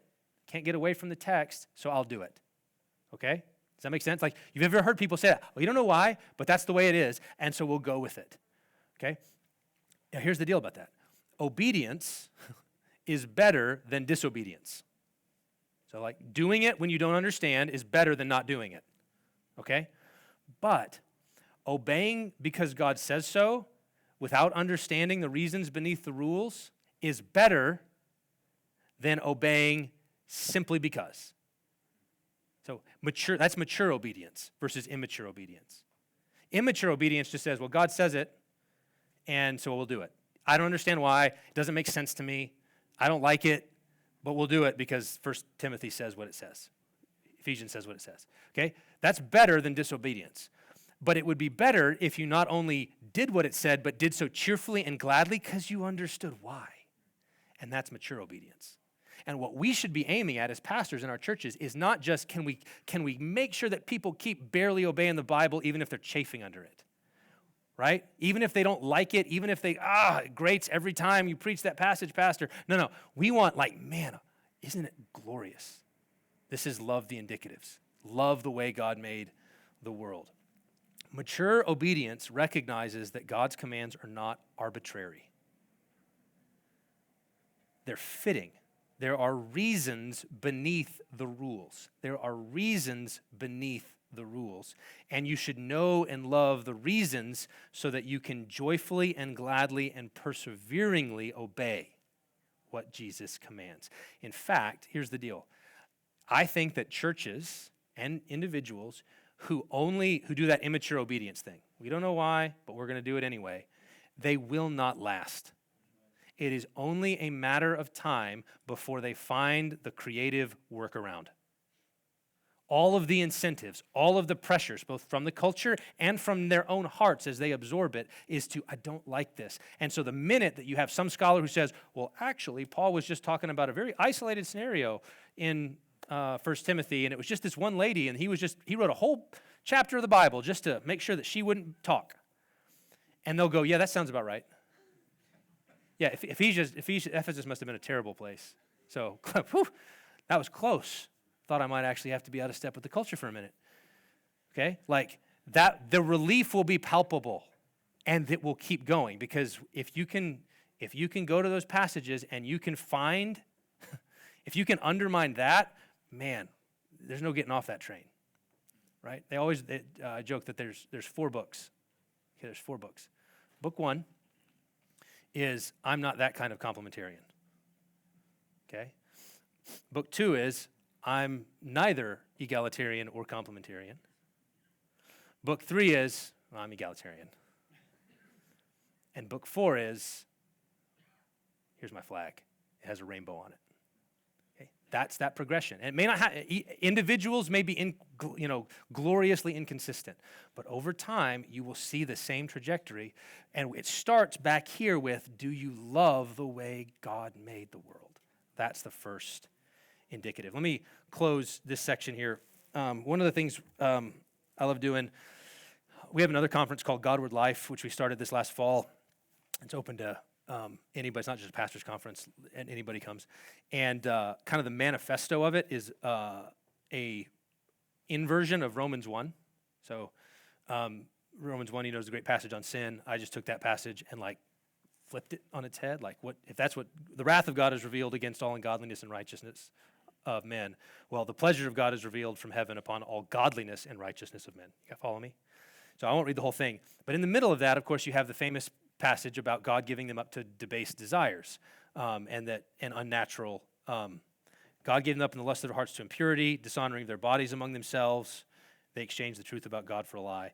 God gave them up to dishonorable passions. Their women exchanged natural relations for those contrary to nature, and the men likewise gave up natural relations with women and were consumed with passion for one another, men committing shameless acts with men and receiving in themselves the due penalty for their error. So one of the things that's, I think, significant is when you flip that around. So here's my reworking. Therefore, God restored them in the desires of their hearts for purity, to the honoring of their bodies among themselves, because they gladly received the truth about God instead of lies. Gladly received the truth. They love the indicatives. And worshiped and served the Creator, who is blessed forever, rather than the creature. And so for this reason, God renews their desires and their delights and their passions. For the women glory in the masculinity of men, and men likewise revel in the femininity of women, and husbands and wives are consumed with passion for each other, men and women honoring the marriage bed and receiving among themselves the due reward for their obedience. Okay? That's the vision you want to cast for people. It's a beautiful one. It's not one they should feel ashamed of. It's the way God made the world. That's probably a good place to stop. We'll come back to some other things about headship here next time. But any particular questions here, we'll take another short break in a minute. But I want to give some time for questions. Yeah. In the 1 Timothy passage, it doesn't state specifically that Adam sinned willfully. Right. Is that the implication we should Yes, I think so. I think because so Adam was not deceived, but he transgressed. And the biblical distinction seems to be something like Adam's sin had to be a high-handed sin. So for him, and this is what Genesis says this, when it says, when God comes to Adam, he says, because you have listened to the voice of your wife, therefore cursed is the ground because of you. He gives the reason. And it's listening to the voice of his wife. So for Eve, her sin was she listened to the serpent rather than her husband. But they're both creatures.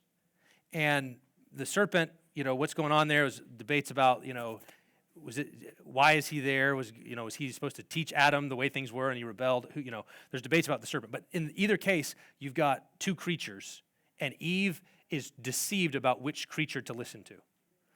Adam, though, has a choice between God said this, your wife says that. Okay? That's a high-handed sort of sin. Okay? That's just straight up creature over creator. I choose her, not you. Which is why when God comes to me, you listen to the voice of your wife rather than to me, is the implication. You heard it from my mouth and you did it anyway.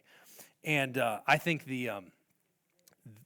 some of what's going on in that passage is it shows up and is sort of echoed later in the Old Testament. So Adam is first passive, right? She gives some to her husband who was with her. Like he's standing there the whole time for this whole conversation, and listening, and not doing anything. Just lets the conversation play out. I suppose at first you might say, yeah, let's see if she, like she's recite the catechism, right? Recite the what's the law of the garden? You could start there, but as soon as the serpent says you won't die, Adam needs to find a sword and fast. Okay? Like, no. It's one thing to ask questions. It's another thing to say God is a liar. If you say God is a liar here in this holy place, what do priests do? You take the unclean thing and you kill it. You squirt it out. So there's passivity. Then, when the moment of choice comes and she eats and she gives some to him, now he goes, obey God or my wife. Him or her. Okay? That's just idolatry. Just high-handed, I choose creature over creator. Okay? And then, I mentioned this a second ago, right? After when it's time to pay the piper and God shows up and says, what did you do? The woman you gave me. Okay? Like there are literally, there are three beings in this conversation. The serpent counts as fourth, but there's three, and Adam's like, it's everybody's fault but mine. It's her fault, it's your fault, probably the serpent's fault, maybe the elephant's fault. It's just the one person whose fault it is. It's just total blame shift, excuse making, pass the buck, and it's abusive in the sense of kill her, not me. That passivity, idolatry, blame. Okay, that thing shows up over and over and over again in the scriptures, in the book of Exodus. Okay, Aaron at the golden calf, Moses up on the mountain. We don't know what happened to him. Make us a calf, make us gods to go before us. And Aaron says, bring me your rings, forges them, right? And then they're worshiping the golden calf. Moses comes down. He's like, what are you doing? He says, I just threw it in and out popped this statue, right? Like with the little Medusa thing. And I don't know, you guys see that thing on the New York City Attorney General, whatever. So I just threw it into the fire. That's what popped out. So there's a passivity. He listens to the voice of the people. He's the leader. And he listens to the voice of the people. And then what do? They commit high-handed idolatry. They bow down to the golden calf. And then when Moses comes down as God's representative and says, what are you doing? They did it. You know the people, Moses, how they always break out. It's the same pattern. It shows up again in King Saul when he's supposed to put the Amalekites to death. And then he says, the people did it. And he does the same thing. And then presumption is idolatry. God says. That's just straight up, you committed idolatry because you thought you knew better than God.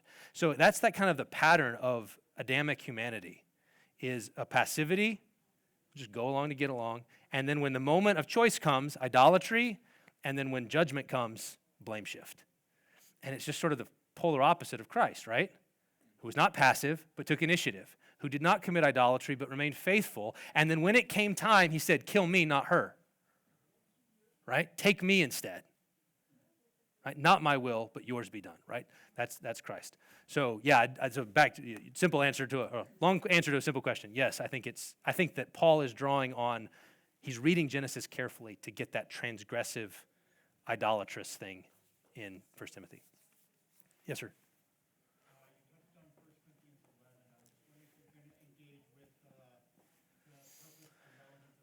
Yeah, we'll do that in the applications. Yes, sir. Yes. I am a pretty fast talker. Sorry about that. Yeah. Yes. So there's a mini article version that doesn't do all of the exegesis. You guys can probably find that on commentaries and stuff like that. But in terms of the framework, the Council for Biblical Manhood and Womanhood, their journal, Icon, has an article version of what I'm doing right now. It's got the whole framework, and it walks through all the categories are there, and then it'll just be on you to kind of fill them out. So Icon, E-I-K-O-N, its last spring's edition has like the Cliff Notes version of the talk. So, good question. Yes, sir.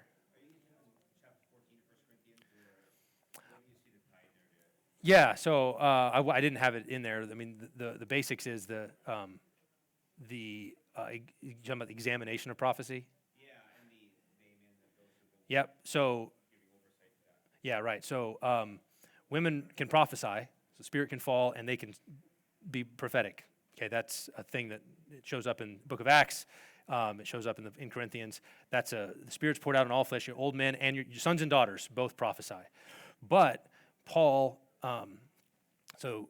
the judging of prophecies is a priestly act, if that makes sense. In other words, it's the part of the guardianship of the community. So the determination of, is what was just said true, faithful, consistent with Scripture or not, is the task of the elders, and therefore it's not fitting for a woman to be doing that role. And then people feel like this is really inconsistent, but it's not. It's just God says, when I pour out my Spirit, people can speak, but in terms of judging on behalf of the community, the validity or not is a task that I've entrusted to pastors and shepherds, and therefore to men, for that guardianship work. And therefore it would be unfitting to do that. And in fact, I think a lot of what's going on in 1 Corinthians, we'll talk about this in the last one, is there's normal order in the church. God has made things to be ordered and structured, a household, right, with head and body and all that kind of stuff. And the pouring out of the Spirit's work in these kind of contexts appears disruptive. And it could be disruptive to the orderly worship of God. And so a lot of what Paul is exhorting is, yes, please, you want the Spirit to be poured out, but it needs to be orderly because God is a God of order, not of disorder. Okay? And so some of what the head covering thing is going to be is, if you were to draw the wrong conclusion, that because she's praying in the Spirit, she's prophesying in the Spirit, therefore this obliterates the natural order that God established, Paul's going, no, we can find ways to communicate that's not what's happening. That's what I think head coverings are all about. So we'll come back to that. Yes, sir. With my wife or with other women in our church, oftentimes I find the women to be more discerning than myself. Yeah. And so what do you think is a appropriate engagement of elders with women in their church? Yep. When it comes to just church matters, Yes. church philosophy, even doctrine?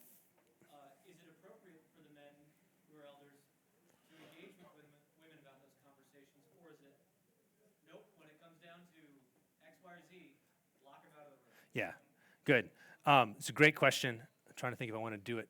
Let me come back to it. So pause that one because I want to get something else on the application section on the table, and then we'll get to, because I think that's absolutely a great question, and the answer sometimes can be surprising about what's the appropriate thing, what's fitting, and what's not fitting.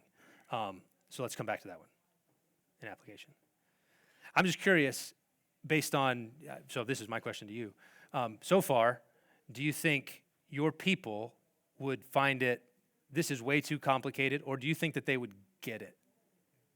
Do you think that the category, that they would be able to go yeah, God made the world a certain way, and then he commanded, and it fits it, and that would it be help? Is it helpful? I'm curious based on, you guys are theological, you're at a pastor's conference, so I can expect, we expect more of you, you're leaders, but for lay people, do you think is this something that you think there's going to be a lot of resistance, ooh, we don't like that? Do you think that they're going to be in that immature obedience state where, yeah, that's fine that God said it, but I don't really have to like it? Just curious. So what'd you say? You think it'll clear things up? Okay. I think as you said earlier, bringing understanding. Yeah. You to obey, because you understand why. Yeah. You're obeying. It's not blind obedience. Right. I think that's actually a big part of it is you don't, with my 4-year-old, it's why can't I watch another episode of, Cocomelon? And it's because Daddy said so. It's that's it. That's the only reason. There is no more, there are reasons that I know, but that he's not going to be able to get. But to my 13-year-old, his question, Dad, why can't I finish watching the football game? I need to be able to say, let's obey, and then I'm happy to talk to you about why. There are reasons. You have school. It's a school day tomorrow. It's 10 o'clock. There's reasons beneath the rules, and I want you to understand them so that you can love them and love the reasons. And I think we want people more like the teenagers, not like the 5-year-olds, not keep people there. Yeah. To answer your question over here, our church has tried to integrate eldership through our constitution change. Yeah. And have come against a lot of hostility. And even though we've tried to teach the subject very thoroughly, Yep. it's still rejected by rather Yeah. God can use women as elders. Yeah. Right. And so that's been very challenging. I don't know if there's something that We'll take our break here, and then I'm going to start with a kind of you got to go at the imagination first. There's a way in which some of the things that you've got to do is you don't go at the if you go at the imperative first, without some groundwork being done underneath, those applications will just feel like they don't make sense, and you feel like so you need to sow some seeds of imagination and help people get the beauty of it as much as they can, and then if you're a pastor. Even if they don't get it, you still be faithful to God. You're the Levite, right? So do what God says, even if they don't like it. All right, why don't we take another few minutes here? Yeah, about 7 or 8 minutes. We'll come back for our final session. That was me. Now we're good. All right, we're ready to go. Go ahead and regather here for our final session. I think the way that we'll let me begin with a couple of just kind of book recommendations. If you want to go follow up on some of the stuff that may be helpful. I mentioned my article in Icon, which is a good little primer of what I'm doing here. Kevin's book, which is in the bookstore, Men and Women in the Church, is also a great, very much in the same vein as what we're talking about in terms of its perspective. That's probably would be my go-to if I was going to give something to a layperson at this point, would be that one. There's a really good, Abigail Dodds has a really good Student's Guide to Womanhood that really fits and really tries to do a lot of the different level stuff. And Lord willing, you can pray for me because I've got to put together the companion. There's a Student's Guide to Manhood that would be for students that I've got to get done this year sometime. So, but both of those would be kind of like lay-level popular things that you could give to folks. All right, so what I want to start with in this final session is I want to think more, I don't know if imaginatively is the right word, but I think it's a good rough and ready stand-in, about headship and bodyship, okay? So that's at the indicative level, like we've said, but it sort of works its way up and shapes then what commands are fitting, and even more than that, I think it's going to inform whatever applications you're going to do. So if we're working our 3 levels and it's God's acts establish basic facts, indicatives, God's commands fit those facts, this last level is going to be our applications ought to fit those commands and those facts. So as we are, there's going to be all kinds of areas where we're in new circumstances that the Bible doesn't say directly address or that doesn't fully unpack. Maybe it gives you a verse, and then you've got to kind of work it into the corners. And how do you do that? Well, you want both of these levels to inform what you're doing, and so thinking more here about bodyship and headship is helpful. So these are indicatives, and I'm going to start, and I want us to think about it kind of narrowly here in like a one flesh context of marriage, but the categories ought to be they'll work their way out if you maybe we can talk a little bit more of that. So think about one flesh, you got one body, okay, which is made up of a head and a body. That's how Paul talks in both 1 Corinthians 11 and in Ephesians 5. You have one flesh with a head and a body, okay? And that implies a kind of, again, an interdependence, because you don't want a headless body or a bodiless head. Okay, that's monstrous and bad. So you want head and body together. So here's my kind of definition of headship. What does a head mean? At kind of that. What does a head do? So this is before you get to what he ought to do, but it's sort of like what is the function of a head in a system? Does that make sense? Okay. Here's what a head does. And I do have this article. There's an article like this on Desiring God called "How a Head Loves a Body," I think. So if you want to go find this is all. Most of this is there. The head structures the whole body for its purpose. One of the main things a head does in the biblical way of thinking is it structures or orders or directs the whole body for its purpose. Okay? Now, how does the head do that? It does so first through its presence. Through presence. And then through words and actions. So directing, you have a body that God made for a purpose, and the role of the head, the function of the head, is to direct that body and order and maintain that body for whatever its God-given purpose is. So we're talking about a family here, a household. And so the head, the husband, orders and structures the whole body for its purpose through his presence and then out of his presence, his words and his actions. But I'm stressing the idea of presence because that's going to be I think it's an important qualitative category. We'll come back to it in a minute. And then additionally, the head empowers the members of the body to fulfill their purpose in the whole body. So you have a sort of that responsibility for the whole to direct and move it, and then also a kind of empowerment, right? How do I make sure that the arms and the legs are doing what they do? The head has an empowering function so that the other members can fulfill their calling. So that's the head's sort of internal directed, when you're looking into the body, that's what the head does. And then externally, the other thing the head does is the head guards the body's boundaries. Okay? The head's responsible for kind of guarding the body's boundaries. The head represents the body to other bodies. So there's a kind of a representative. If you're the head of state, you go represent the country, right? That sort of thing. And then is responsible for the well-being of the body as a whole. Whenever somebody's going to come and say, hey, how's the body going? They want to talk to the head first.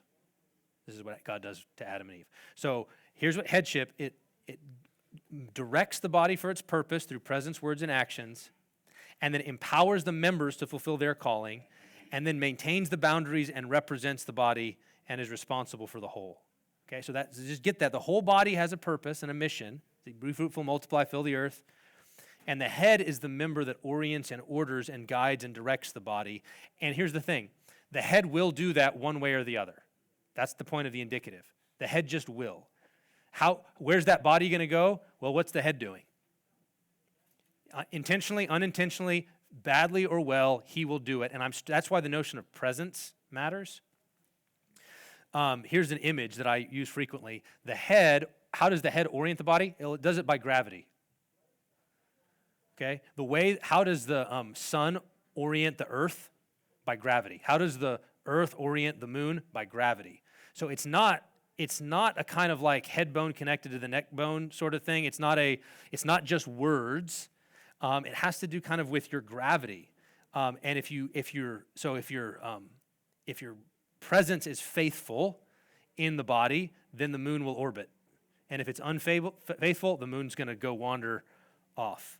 Or another image. So again, I'm doing these imagery things because I think that sometimes people can grasp those a little better. Head is like the beat, and the body does the melody. Or if you want to switch it up, you could say the head does the melody, the body does the harmony. So head's laying down the beat, establishing the rhythm, making a steady beat so that you can have some beautiful music, or he can be all over the map and you don't get any music. It's just a big cacophony, a mess, out of tune. But one way or another, the head's going to set the tone. The head's going to establish the beat. Or another one that I like, picked this up from it's actually a secular book, but the head is like an immune system for a body. So the immune system fights off infection, that's maintain the boundaries, but your immune system actually regulates your whole body's function. It makes sure all of the systems sort of operate together and work in harmony with one another, and then defends the body from attack by mobilizing appropriate defensive measures or whatever, all of your little T cells that go off and fight. So a head is like the immune system. This means, and I stress the headship again, or the presence, because a faithful head casts a long shadow. He's present even when he's not present. So you think about a dad in a home. Dad's off at work, and mom's disciplining the kids.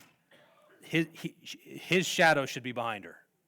If he's faithfully inhabiting the home with his presence, then he will be there even when he's not there.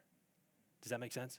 And you want men to have that mentality as opposed to, I just am like the guy who comes in and barks orders. Because that's getting things out of order. You need the presence, and then your words have gravity. Your words mean something. The flip side of that, though, is that a head can be absent even when he's present. Right? If he has no gravity, right, then his passivity just makes him light and weightless. And the wife and kids are just doing whatever, everybody does what's right in their own eyes, and there is no king in Israel. And so that leaves a gap that means everything wanders into disorder, or you could have him present, and it's only one note, and there's no room for any harmony because he's oppressive, right? And he just drowns out all other music. So you see what I'm doing here? I'm trying to give some imagery and some color to that notion of headship that you should try to work them into sermon. I work these into my sermons regularly when I'm talking about this as a way to try to help people get the feel of it. Here's bodyship. Let's flip to that side because so you get headship. You need an answering sort of definition or description for bodyship. What does the body do? The body receives that initiating presence, words, and actions of the head and makes them fruitful. Okay, and you can just immediately, right, if you think, again, we're talking about husband's wife, you can immediately see the sort of deep mystery at work here. So the head initiates, presence, leads out, guides the whole, and her calling is to make them fruitful. And how does she make them fruitful? By providing feedback, input, and then augmenting, glorifying. She's the glory. The body glorifies and makes fruitful the head's efforts. And she does that by, if he's stepping down the beat, she's going to keep in step, right? So he's playing the melody line, and so she's going to add the harmony. And all of a sudden, it's really beautiful music. She's going to carry out his will for the whole. So she can do this not by just waiting for him to give direct orders, micromanaging, but she's received, like this is what this family is about, and so she can sort of operate semi-independently in sort of making it better. Okay, and I'll give you some examples of this in the Bible. This is deep structure, and we'll see it sort of shown from the Bible. And she extends and amplifies the body's influence in the world. Okay, so the head orders and structures for purpose, guards and maintains boundaries, and then she makes it beautiful. So here's the truth. The body always receives in order to give more. That was a great definition of womanhood that I picked up somewhere along the way. The body receives in order to give more. It's not receive and return, it's receive and glorify, receive and beautify, receive and amplify. And again, most obvious and first way this shows up is just in procreation, okay, right? A husband is the gardener, she's the garden. He sows seed, she bears fruit.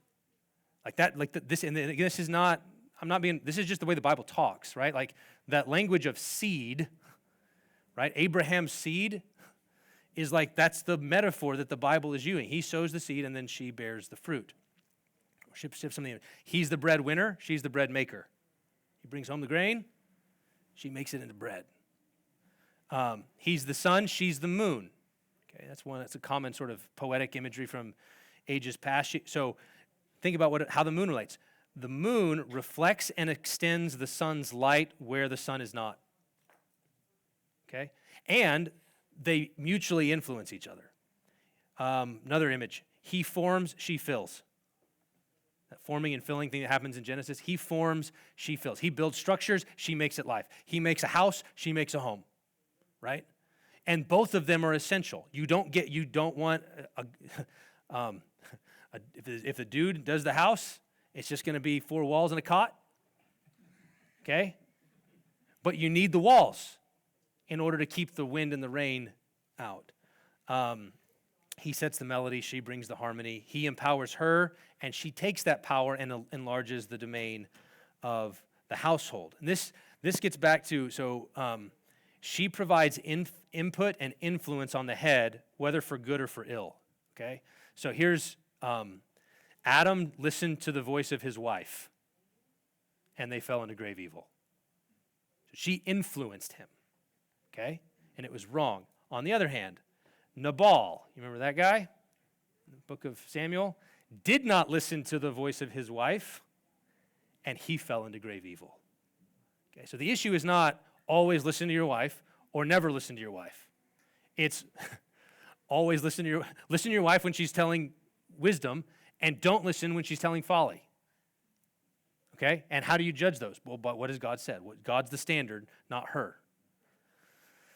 And it works the other way too, right? Like, so she should follow him when he's being obedient to God, and if he's in high-handed rebellion, she should say no. And she can faithfully say no if he's leading into sin. So a husband is the head, and he can lead his family into ruin like Adam or into glory like Jesus.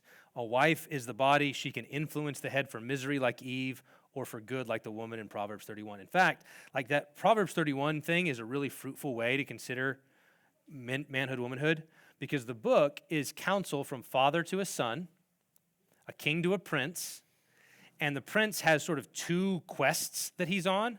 He's to seek wisdom, and he's to seek a wife. And those sort of come together. The whole book is seek wisdom, lady wisdom, lady wisdom, lady wisdom. And the book ends with an excellent wife who can find, and the description of lady wisdom. So throughout the book, it's wisdom versus lady folly. Excellent wife versus the harlot. Those are the two options that he's looking for. And in both cases, she's going to influence him. And it's either, am I going to listen to wisdom, or am I going to listen to folly? Am I going to find a wife who builds up her house, or am I going to follow the harlot who leads to death? That's what Solomon is trying to get his son to see. Those are the paths before you. And it's presented in very gendered sexual terms. So the prince is the head, and he's going to order and structure and guide his kingdom, but he is going to be influenced for good or for ill by wisdom or folly. So for 30 chapters, he listens for the voice of Lady Wisdom, and then finally he's presented with a wife in Proverbs 31. So there, that headship idea, the idea is that there's an imaginative, there's imagery that you can use, sun and moon, gravity. Dancing is actually really good. I use this one in sermons quite a bit, where a husband leads in the dance, but everybody's eye, if you're at like a wedding, he's leading around the dance floor, and everybody's eyes are on her. Why? Because he's the head and she's the glory. He's the head and she's the glory.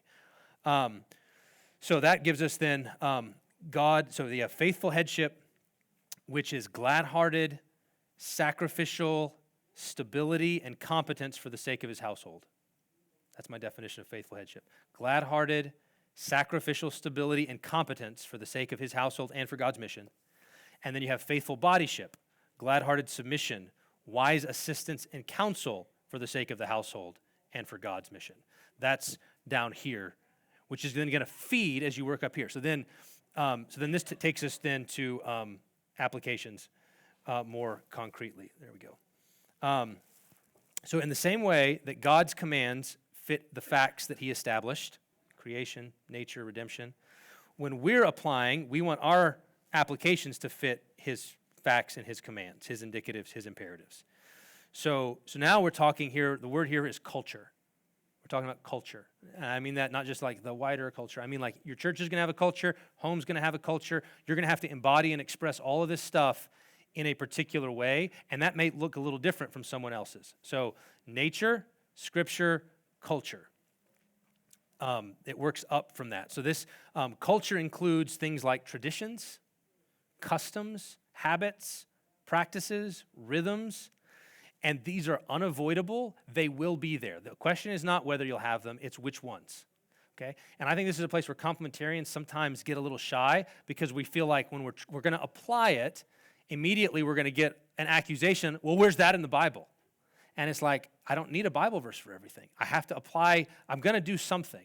And so is what I'm doing consistent with, does it fit the way God made the world and what he said in Scripture? That's the question. It's not, I don't need a Bible verse for everything, because nobody has a Bible verse for everything. And so you shouldn't feel shy that we're trying to take what does it mean to be a man and a woman, see how God has ordered and structured it in the Bible, and then we're going to step out and apply it in ways that he hasn't. So earlier we talked about the connection between this line and that line was moral fitness. Now I'm going to use the word prudence. The connection between our applications and these lower two is prudential fitness. So this is wisdom. This is the biblical category of wisdom, where you don't, like Proverbs is not a rule book in the sense of all the time, everywhere. This is general rules about the way things generally work. And that's what we're after. We're after that kind of wisdom. And so one of the things this does is it means there can be multiple faithful expressions at this level. Does that make sense? So you could have one household which seeks to embody what we're talking about in one way, and another household which seeks to embody it in a different way, and yet they're both faithful. So faithfulness here is defined sort of like this. And so it's like, if you're back over there, that's unfaithful. Okay? Like, that's unfaithful, that's ungodly, you're violating something at this level. But you could have people up here who go, we're going to do it this way, and we're going to do it that way, and you can go, yeah, that's in bounds. But they're not the same. And that's okay. That's just prudence, that's wisdom. I think this is how, so back to our earlier question, that's what head coverings is. This is my understanding of how the head coverings passage works, is that Paul has, here's some basic facts of nature and creation, and here's some commands. It needs to be orderly, and it needs to be honoring to God. It needs to reflect those realities. And head coverings in the first century was a faithful way to embody and express in clothing these realities. Okay? So, and throughout the passage, Paul brings up things like the traditions. So this is why this is in the category, traditions handed down to the churches, verse 2. He's talking about honor, disgrace, and propriety. That's fitness. He wants our actions and behavior to reflect the fundamental order of reality, even when God's Spirit prompts a woman to pray or prophesy. So Paul wants there to be a fitting godly culture in Corinth.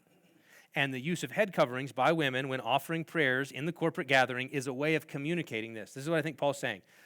That head covering was saying, the fact that I am publicly prophesying does not mean that I'm rebelling against the God-given order of male headship. Okay? That's why you needed a sign, of a symbol of authority. It was to communicate, I know that I'm doing something that in the normal course might seem like we're overthrowing that whole male headship. I do not permit a woman to teach or exercise authority.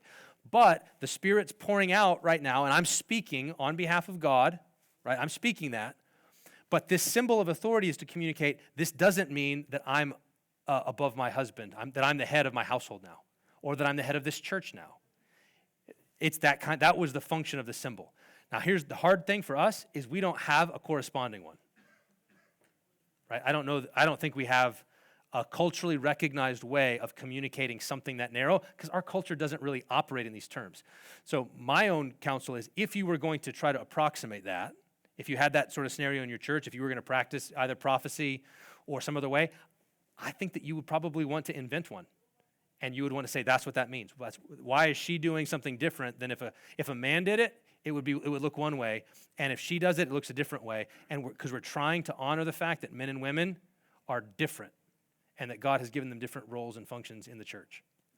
So I would say, and maybe it's head coverings. Like, there's no reason why, okay, just use that one. So if it's not that if a woman's sitting in the church service normally, she needs to necessarily wear a head covering. I don't think that's required. But if she was going to come up on stage and has a word from the Lord or something like that, I think you would. And I think that's how you would differentiate, to say what she's doing is different than what the pastor was doing 5 minutes ago, or what the pastor will do 5 minutes from now when he evaluates, or the elders evaluate, whether or not that was a word from God. So that would be but I think that the head covering itself is a customary expression, cultural expression of these more fundamental things. And then our task is to creatively and wisely find a corresponding one in our own context. Come back to that in a minute if you want to ask questions. This is also how I would say that the application level is how I would account for extending our complementarian convictions outside the home and the church. The Bible mainly speaks to home and church, but it doesn't speak to only home and church. And I think these things get carried into every area of life. It allows for us to embody facts in the world, in our history, in our traditions, in the way that we relate to modern society, in schools. We think about this at school. We've written documents where we try to define, hey, how does this work itself out in a school, which isn't the same as a church.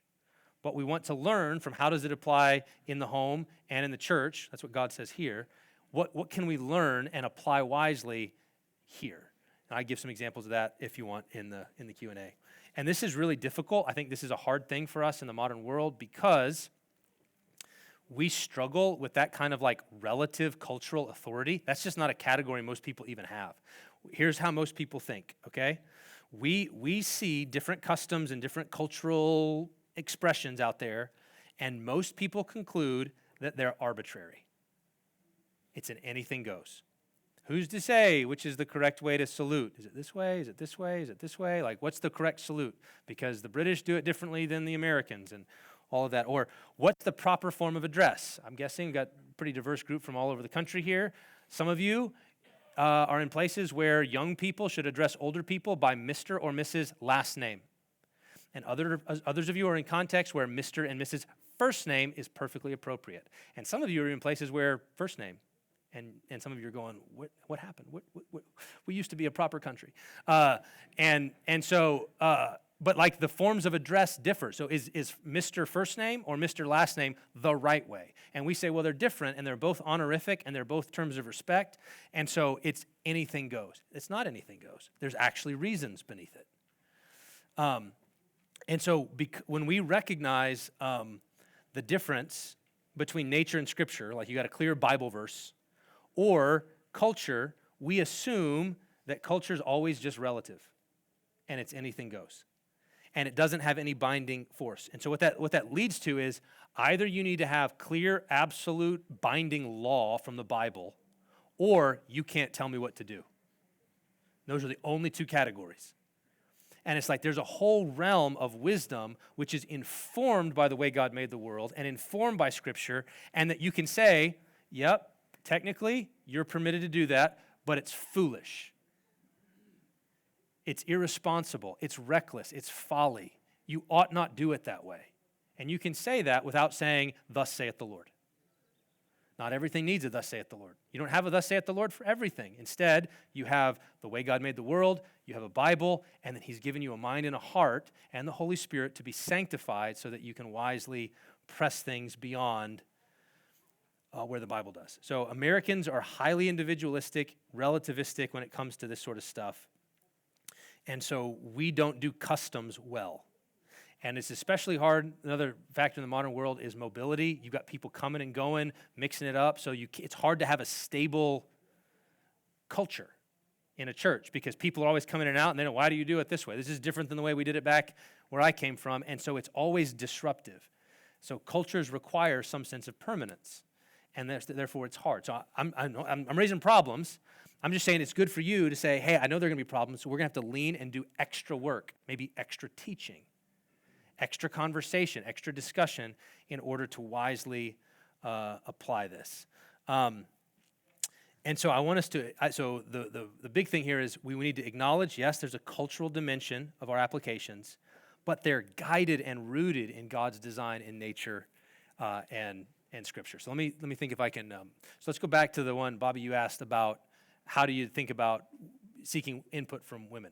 I would differentiate two. So one thing is I would want lots of female influence in my church. Godly feminine influence in a church is a gift and ought to be solicited, encouraged, because we're both made in God's image, we're both on the mission, and we need each other. And so it's not women don't say anything about anything ever. That's false. That's not what you see in the Bible anywhere. Instead, it's what's the context and what's the purpose. So if you're talking about, so I regularly, like when I'm preaching, I'll ask my wife, I'll ask other pastors' wives, I'll ask other folks in our community group about things in order to help me preach better. I'll solicit input and feedback in order for me to preach better. What I wouldn't do is when it comes to doctrinal definition, defining the boundaries of our fellowship and our community. Right? Whose role is that? That's the role of the elders, the pastors. They're the ones they're the Levites with the swords who are to guard the doctrine and worship of the church. So that's their role. But once those boundaries are defined inside here, men and women giving input, giving feedback. You want more godly women sort of speaking into stuff, and then you want both the ungodly men and the ungodly women. You don't want them speaking into stuff, right? But it's not But it's not a gendered thing at that point.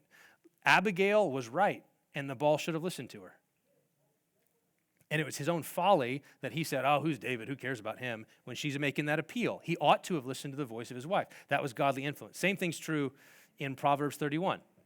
So in that passage, right, she considers a field and she buys it. Like she's doing real estate transactions. She's got servants that she's overseeing in order to make the household fruitful and productive. She's taking what her husband brings and she's making it glorious and good and blessing other people. All kinds of initiative happening. And what does it say? The teaching of kindness is on her tongue. She does him good and not harm all the days of his life. She speaks with wisdom. Her right hand is strong. She's not a pushover or passive in any respect. She has massive influence in this household. And because of this household's place in the society as a whole. But it's her husband who's standing in the gates. Right? Why? Because he's the head, and that's where you go represent my body before the other bodies. Okay? So he's representative in a way that she's not, but she's massively fruitful. And so I will typically, like in teaching on this sort of stuff, authority, formal authority, and influence are not the same thing. Formal authority and influence are not the same thing. So when it comes to formal authority in the church, that resides with the pastors and the elders, who ought to be qualified men. They're going to guard the doctrine and worship of the church. They're going to draw the lines. That's their responsibility. But then that's what formal authority is. That's immune system type stuff. Then influence, man, men, women, children, everybody, lots of influence, godly influence. Everybody seeking to obey God and one anothering, encouraging and strengthening one another all throughout. And doing so in light of the fact that we're men and women. So when you think about how Paul in the pastorals talks about the household of God, he assumes you know how to relate to your natural family. So he says, do not rebuke an older man, but encourage him as you would a father. He assumes you know how to treat a father. You know how to treat an older man, your biological father. You ought to be able to respect him. And then he says, extend whatever you're learning there, extend that to the older men in the congregation, Timothy. Encourage younger men as brothers. Timothy, you've got brother, you got biological brother. You know how to wrestle with them. You know how to disagree with them. You know how to confront him. You've learned, you've inhabited that. Now go extend that in your relationships to your brothers in Christ. And then, notice this, older women as mothers. Timothy, you got a mom. You know how to respect and honor a mother. So speak that way to the older women in your church. And then younger women as sisters, and then it adds a qualifier, in all purity. And what that little signifier does for me is it helps me to go, the natural family and the spiritual family aren't identical. They're analogous, they're similar, but they're not identical. He needs a little extra reminder. Like, Timothy, the familiarity you may have with a sister is not appropriate for you to have with every woman in the church. That would be improper. There's a purity extra added there as a reminder to say, hey, there's a particular danger that might come if you get really familiar with all the women in your church. Does that make sense? So Paul's mindful of that danger and therefore adds an extra layer of protection as he tries to extend the natural household into the spiritual household, the household of God. So that's probably good for now. We got a half hour left, and really it's just open season on questions, whatever you want to ask about any of the stuff. Applying it, extending it, whatever you want to do. Yeah. So, what is the role of, I guess, the layperson Yeah. or member congregation in this kind of topic? Because, especially as a younger man myself. Yep. How do I help to integrate godly things without overextending myself? Yeah, good. So I think one of the main, here's a big thing the church has to figure out in general. All of your churches should be working to try to get this. How do you recover a fruitful and productive household? That's a lay level question, not just a pastoral question. The pastoral question is, how do we cultivate faithful worship of God? Okay? But the teaching then, extending out from that, is I want lots of fruitful and productive households, and that question requires sort of everybody's input, because it's not going to be a one-size-fits-all. You can't mandate everybody in the church is going to look exactly this way. What you're going to say is you're going to sow the seeds of the word, draw attention to the way God, so the indicatives, imperatives, you're going to do that, and then you're going to encourage the men especially, the husbands, fathers, to step up, and you need to have a productive household, a fruitful household. Okay? And there's some great work that's been done on this. Chris Wiley, C.R. Wiley, he's got a couple books on this that are really helpful. Man of the House is one of them. Household and the War for the Cosmos is another. He's got a podcast where he talks about it. But recovering the productive household, I think, is a really important thing for churches so that you don't have the kind of fragmentation that most people think of themselves as isolated individuals. You want people, I was thinking about this the other day, when we commission our church out, we always commission our church out with the Great Commission, go make disciples of all nations, baptizing them. It would be, I don't know that our people have this fully yet, because we haven't talked about it. It just occurred to me the other day, so this is new.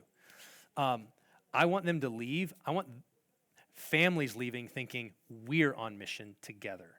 Not just I'm on mission as a Christian, but like this household is on a mission. So we started talking that way. Like I got older kids, 13, or getting into the high school, 13 and 11-year-old. And it's like, hey guys, here we are in the Twin Cities. And do you know what we're here for? Do you know like why, not just like on earth, glorify God. They know chief end of man, they got their catechism down. Do you know why the Rigneys are in Minneapolis? And it's like what we're doing is we're seeking to honor and glorify God by building faithful communities in these three areas. And then I list them. It's Agape Christi Academy, where they go to school. It's Bethlehem College and Seminary, where I work. And it's Cities Church, ABC. It's nice and easy. Like there's ABC. There's three communities that this family, and you guys are as much a part of this as I am. I'm the head leading out. My wife is glorifying all of the efforts that I make, and you guys are glorifying all the efforts. And the goal is that we would raise you up, and that then you're thinking of maybe as a single guy or something like that, you would establish your own household that's going to do it as well. We want you to join us in this endeavor. And at some point, God willing, we pray that God would provide you a wife and that you guys would have kids and be fruitful in your household, all under the lordship of Jesus. So that's a lay level question. So when we did this a number of years ago, we had a men's retreat, and we did a whole segment on productive household and just the challenges to households in the modern world, like fragmentation, mobility, the separation of job, the impact of industrial revolution, and all kinds of like that kind of stuff. But the goal was to get to the end, and it wasn't. And now here's the answer from the pastors. Like we got to the end. I did most of the teaching that weekend. I got to the end, and I said, guys, here's the deal. We just told you what the Bible says about what a household is, and we just identified some of the problems that we can see in the wider culture, in our modern technoculture context. And now you guys got to go figure it out. This is now your problem. This is your burden. You need to figure out what does it mean to raise a family and to have a productive household in this context. My job as a pastor is not to figure it out for you. My job is to faithfully teach you what God says, and then you have to be faithful where he's planted you with whatever calling, gifts, skills you have. And so it was putting that burden, and I wanted our men like kind of got excited about it. Like honestly, they came out and they were just dreaming about stuff. Like, hey, what if we did this? They had all kinds of ideas, and I'm like, I'm not going to manage any of that. Not my goats, not my rodeo. Like, that's not my thing. I want to sow the seeds and then watch what God does through them. Yes, sir. Could you provide some guidelines for the roles of men and women in, say, the central worship service of the church? Yeah. So, like we were talking about parameters. Yep. I think we all agree that only the men should be preaching from the pulpit. Yep. But that women could at least participate in the worship team. Yep. But as far as things like leading the worship team, public prayer, where would probably Yeah. is it possible to figure out where the parameters are for the roles of men in worship from the front? Yeah, good. So this is good where the prudence bucket comes into play. So our prudence bucket is there's stuff back here that's unfaithful, and there's stuff in here that's matters of wisdom. Okay? So I'm going to talk about where I think the wisdom lines are, but I'm putting them in that bucket so that if you disagree and think, no, that's fine, great, we could have a really fruitful debate about the wisdom of certain practices. So at our church, all the stuff that's done in leadership from the front is going to be by qualified men, ideally elders, although we have deacons do some things. So some prayers will be offered by our deacons, or we have like apprentices who are in training to become pastors, and this is a way for them to kind of get opportunities up front. So they're on a trajectory towards church leadership, and this is a part of their testing, okay? So we do have women participate in the worship leading up front. So you have male voice and female voice, and that's so that the men and the women in the congregation know who to follow. So that's the function of it. In principle, you don't need that at all. You don't have to have multiple people leading. You could have just one person leading. You don't even have to have anybody leading. These are not necessities, but it's if you have one, I think it would be appropriate and fitting for the leader to be a pastor or a qualified man, and then the glorification is happening from the qualified women. Now, I remember saying that one time at a church gathering where we were talking about this, and we had one of the gals on the worship team got really offended by it because she felt like it was a diminishment. I don't intend it. I think it's a glorious thing, but it's a matter of that who's setting the baseline and then who's making it shine. And I wanted both, but they're not identical and they're not interchangeable. So we've operated in terms of applying our complementarity. Prayers are going to be offered by pastors or by our deacons or so forth. And that pretty much gets everything. We do it in terms of distributing communion. That's one that comes up a lot. We think that there's a helpful thing. Our pastors are the ones who distribute the elements, and we think there's a symbolic significance to that, and we talk about it this way. The pastors feed the flock. So literally we're going around and we're distributing elements. Like, could you have lay people do that? Sure. Like, there's no Bible verse that tells you one way or the other. But as we reflected on it, we thought, man, it's kind of fitting if we're feeding them from the Word that we would actually serve them. And so we end, when we do communion, his body is the true bread, let us serve you. And so it's about communicating something about the nature of the pastoral office so that we go distribute it to all the people, the bread and the cup. I think that's most of the stuff. Now, you move out of the corporate gathering to Sunday school classes. If it's a doctrinal, definitional type Sunday school classes, we're working through affirmation of faith. That needs to be a pastor. But we did, this last fall, we did a Sunday school class on Advent and Christmas traditions. And so I did one that was kind of a doctrinal foundation for that, and then our women's minister led the class the next week and talked about concrete traditions and different ideas and stuff like that. So it was appropriate, but it was men and women sort of leading together. And so it depends on what's being taught, the context it's being taught in, and it's all wisdom stuff. So again, the big thing is internalizing all of this stuff down here. How'd God make the world, and what does he say? And you just want that to be kind of like the leaf mold of your mind. That's everything bubbles up from there, and you'll develop a nose for it. You'll go, that doesn't smell right. In other words, that doesn't fit. It feels unfitting. Why did that grate? Why did that? And then you interrogate it. Sometimes that may be because it's not fitting. Other times it may be because you haven't, your smeller's off. Like your nose might be out of sorts.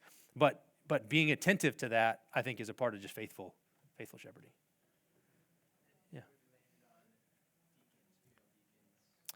Yeah, so we have deaconesses. We don't call them deacons. We call them deaconesses in order to distinguish them and the reason is we think that there were some sort of female office of service in the early church.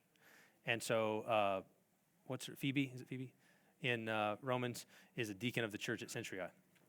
And so that's kind of a concrete one. Some of our pastors think that 1 Timothy describes deaconesses. Others think that's deacon wives, so we don't. Exegetically, we're not aligned, but in terms of the conclusion. And it's basically mothers in the church is how we think about it. And so there's certain tasks that we think are appropriate for women to lead in, and it would be the same way that in a household, husband's the head, but mom's doing a whole bunch of stuff in terms of organizing and initiating and making sure dinner's ready and making sure, like all kinds of, and not just dinner stuff, like all kinds of stuff. And that's her office in the home. And so a similar way, if it's we've found that there are certain roles that it's helpful for her to have an office in order to fulfill those tasks. But the real important thing is they're not interchangeable. So there's certain tasks that deacons can do in our church that deaconesses could not do.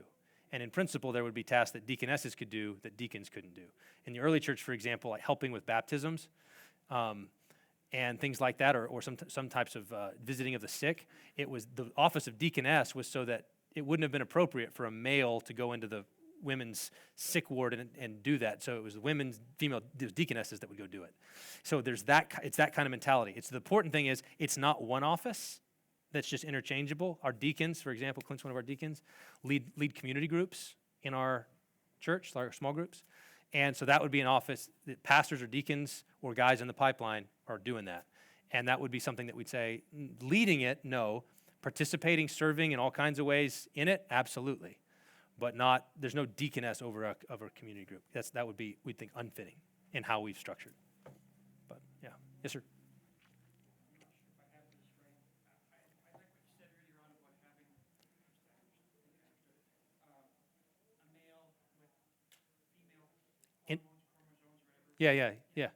And with the idea that we're brokenness, and sure, I am totally broken. Yep. How do we deal with that in love? How do we say, this is what the Yeah. Bible says, but I want to reach out in a loving way? Like, Yeah. So I really do think that the question of how to deal with, say, intersex people, which I've not had to do, so I'm just speaking from, imagining, which is good to do.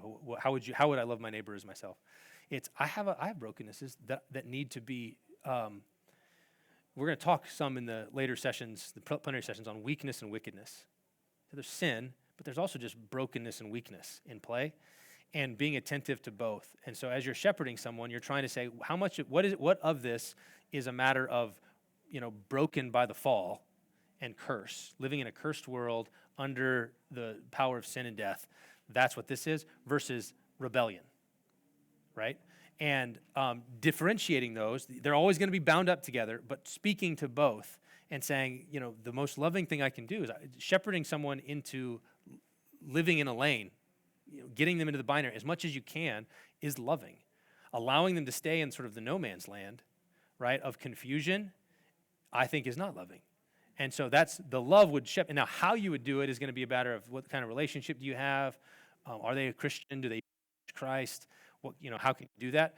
But moving them into one of the divinely established lanes, despite the brokenness, is just like helping a blind man to navigate the world. Exactly. Yeah. Right. And especially in the one-on-one context. Now, I'd say that's the difference between how I would shepherd somebody one-on-one, and then how I would resist the insanity culturally of the imposition. Right. That people are so they're going to use human shields.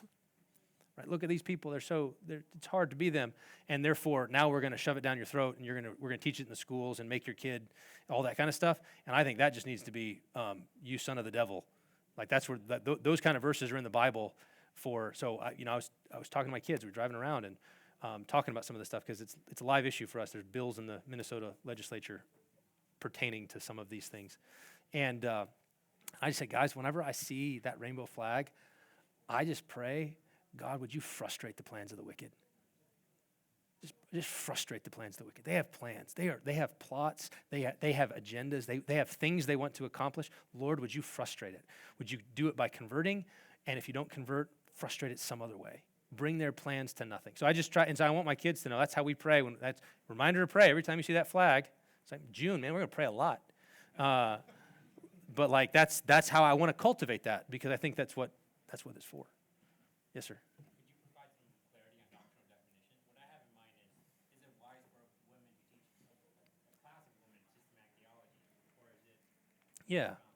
Yeah, I think it's a wisdom call to see, so you're going to teach a class on systematics, but it's only for women, so it's not a mixed group, and it's not that kind of thing. I could see it being appropriate to have that happen. If it was all that happened, the wisdom danger is that you're going to accustom people to men get taught by only men, and women get taught by only women. And sort of the pastors can outsource the shepherding of women to women. And it's like, no, that's not, it's pastors shepherd everybody, both men and women, and then everybody serves everybody in various ways. That's diaconal or lay. And so we've got an amazing women's deaconess of women, and she's got an MA in biblical exegesis. Like, she knows her Bible. She's teaching, leading women's Bible studies on the covenants and stuff like that, and we have all kinds of confidence in her. But if it was all on her shoulders, and she's like the pastor for women, then that's, I think, unfaithfulness on our part. It's just, we don't want to, and I think it's sometimes easy for complementarians to want to do that, because if we say, no, pastors are over everybody, you might run into some of the hard things, right? People who don't like that your convictions, biblical convictions, are what they are. And so it's easier to just kind of like hive that off or throw a bone to some people. And so appropriate in general, but wouldn't want that to be the only element of teaching for women.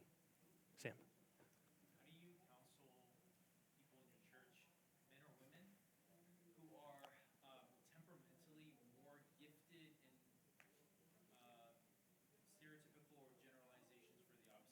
Yeah. So like a woman who is very gifted in STEM, Yeah. and she makes a ton of money working well, but she's a faithful, godly woman. Yep. How do you Yeah, good. So there's two questions there. One is her giftings and aptitudes, and then one is her vocation, like what she does to make a living.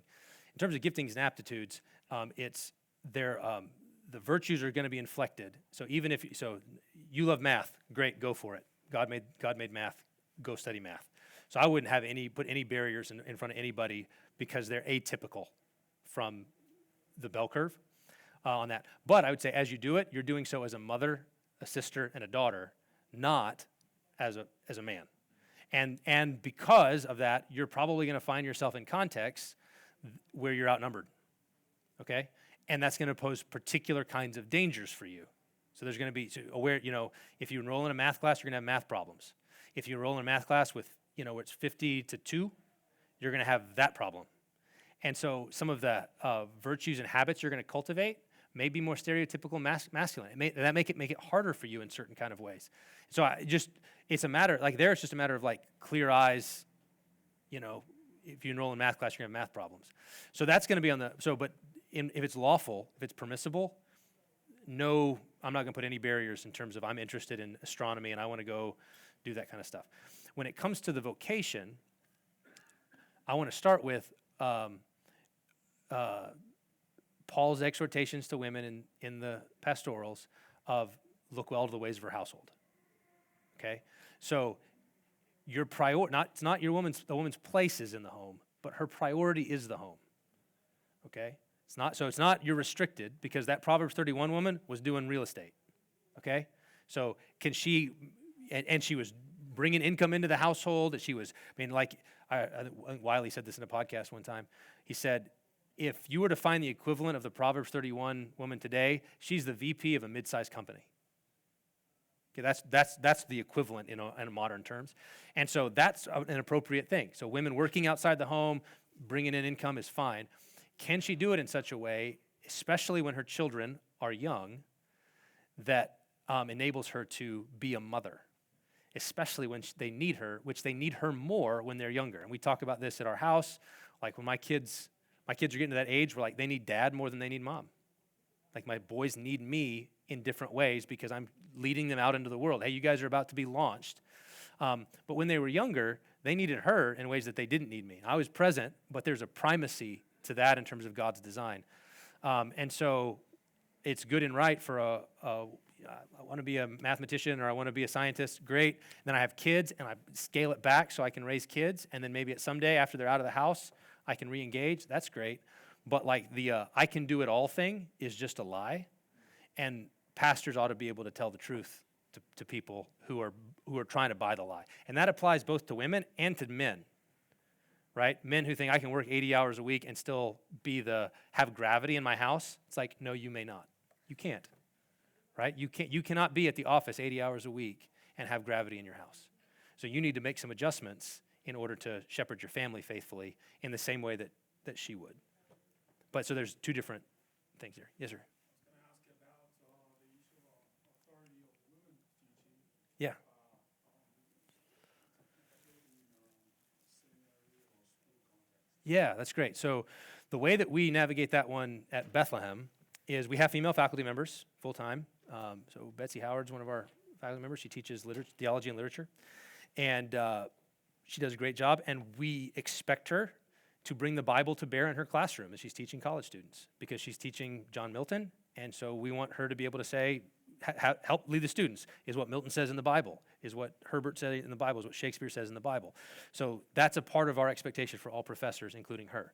But she's doing so as a mother in the school, not a father in the school. So she and her husband are both professors. Her husband is going to orient to the students in the class. This is the Paul saying, treat older men, younger women. It's like we're going to honor that. There's going to be mothers in the school and fathers in the school, brothers in the school, sisters in the school. And so she should mother them, not father them, which means the way she speaks to them will have that again, that funny qualitative difference. Mom gives a command different than dad does. Mom sets expectations different than dad does, and Betsy's going to lean into that, and she knows how because she's a mom, and she's a sister, and she's a daughter. So she's had practice.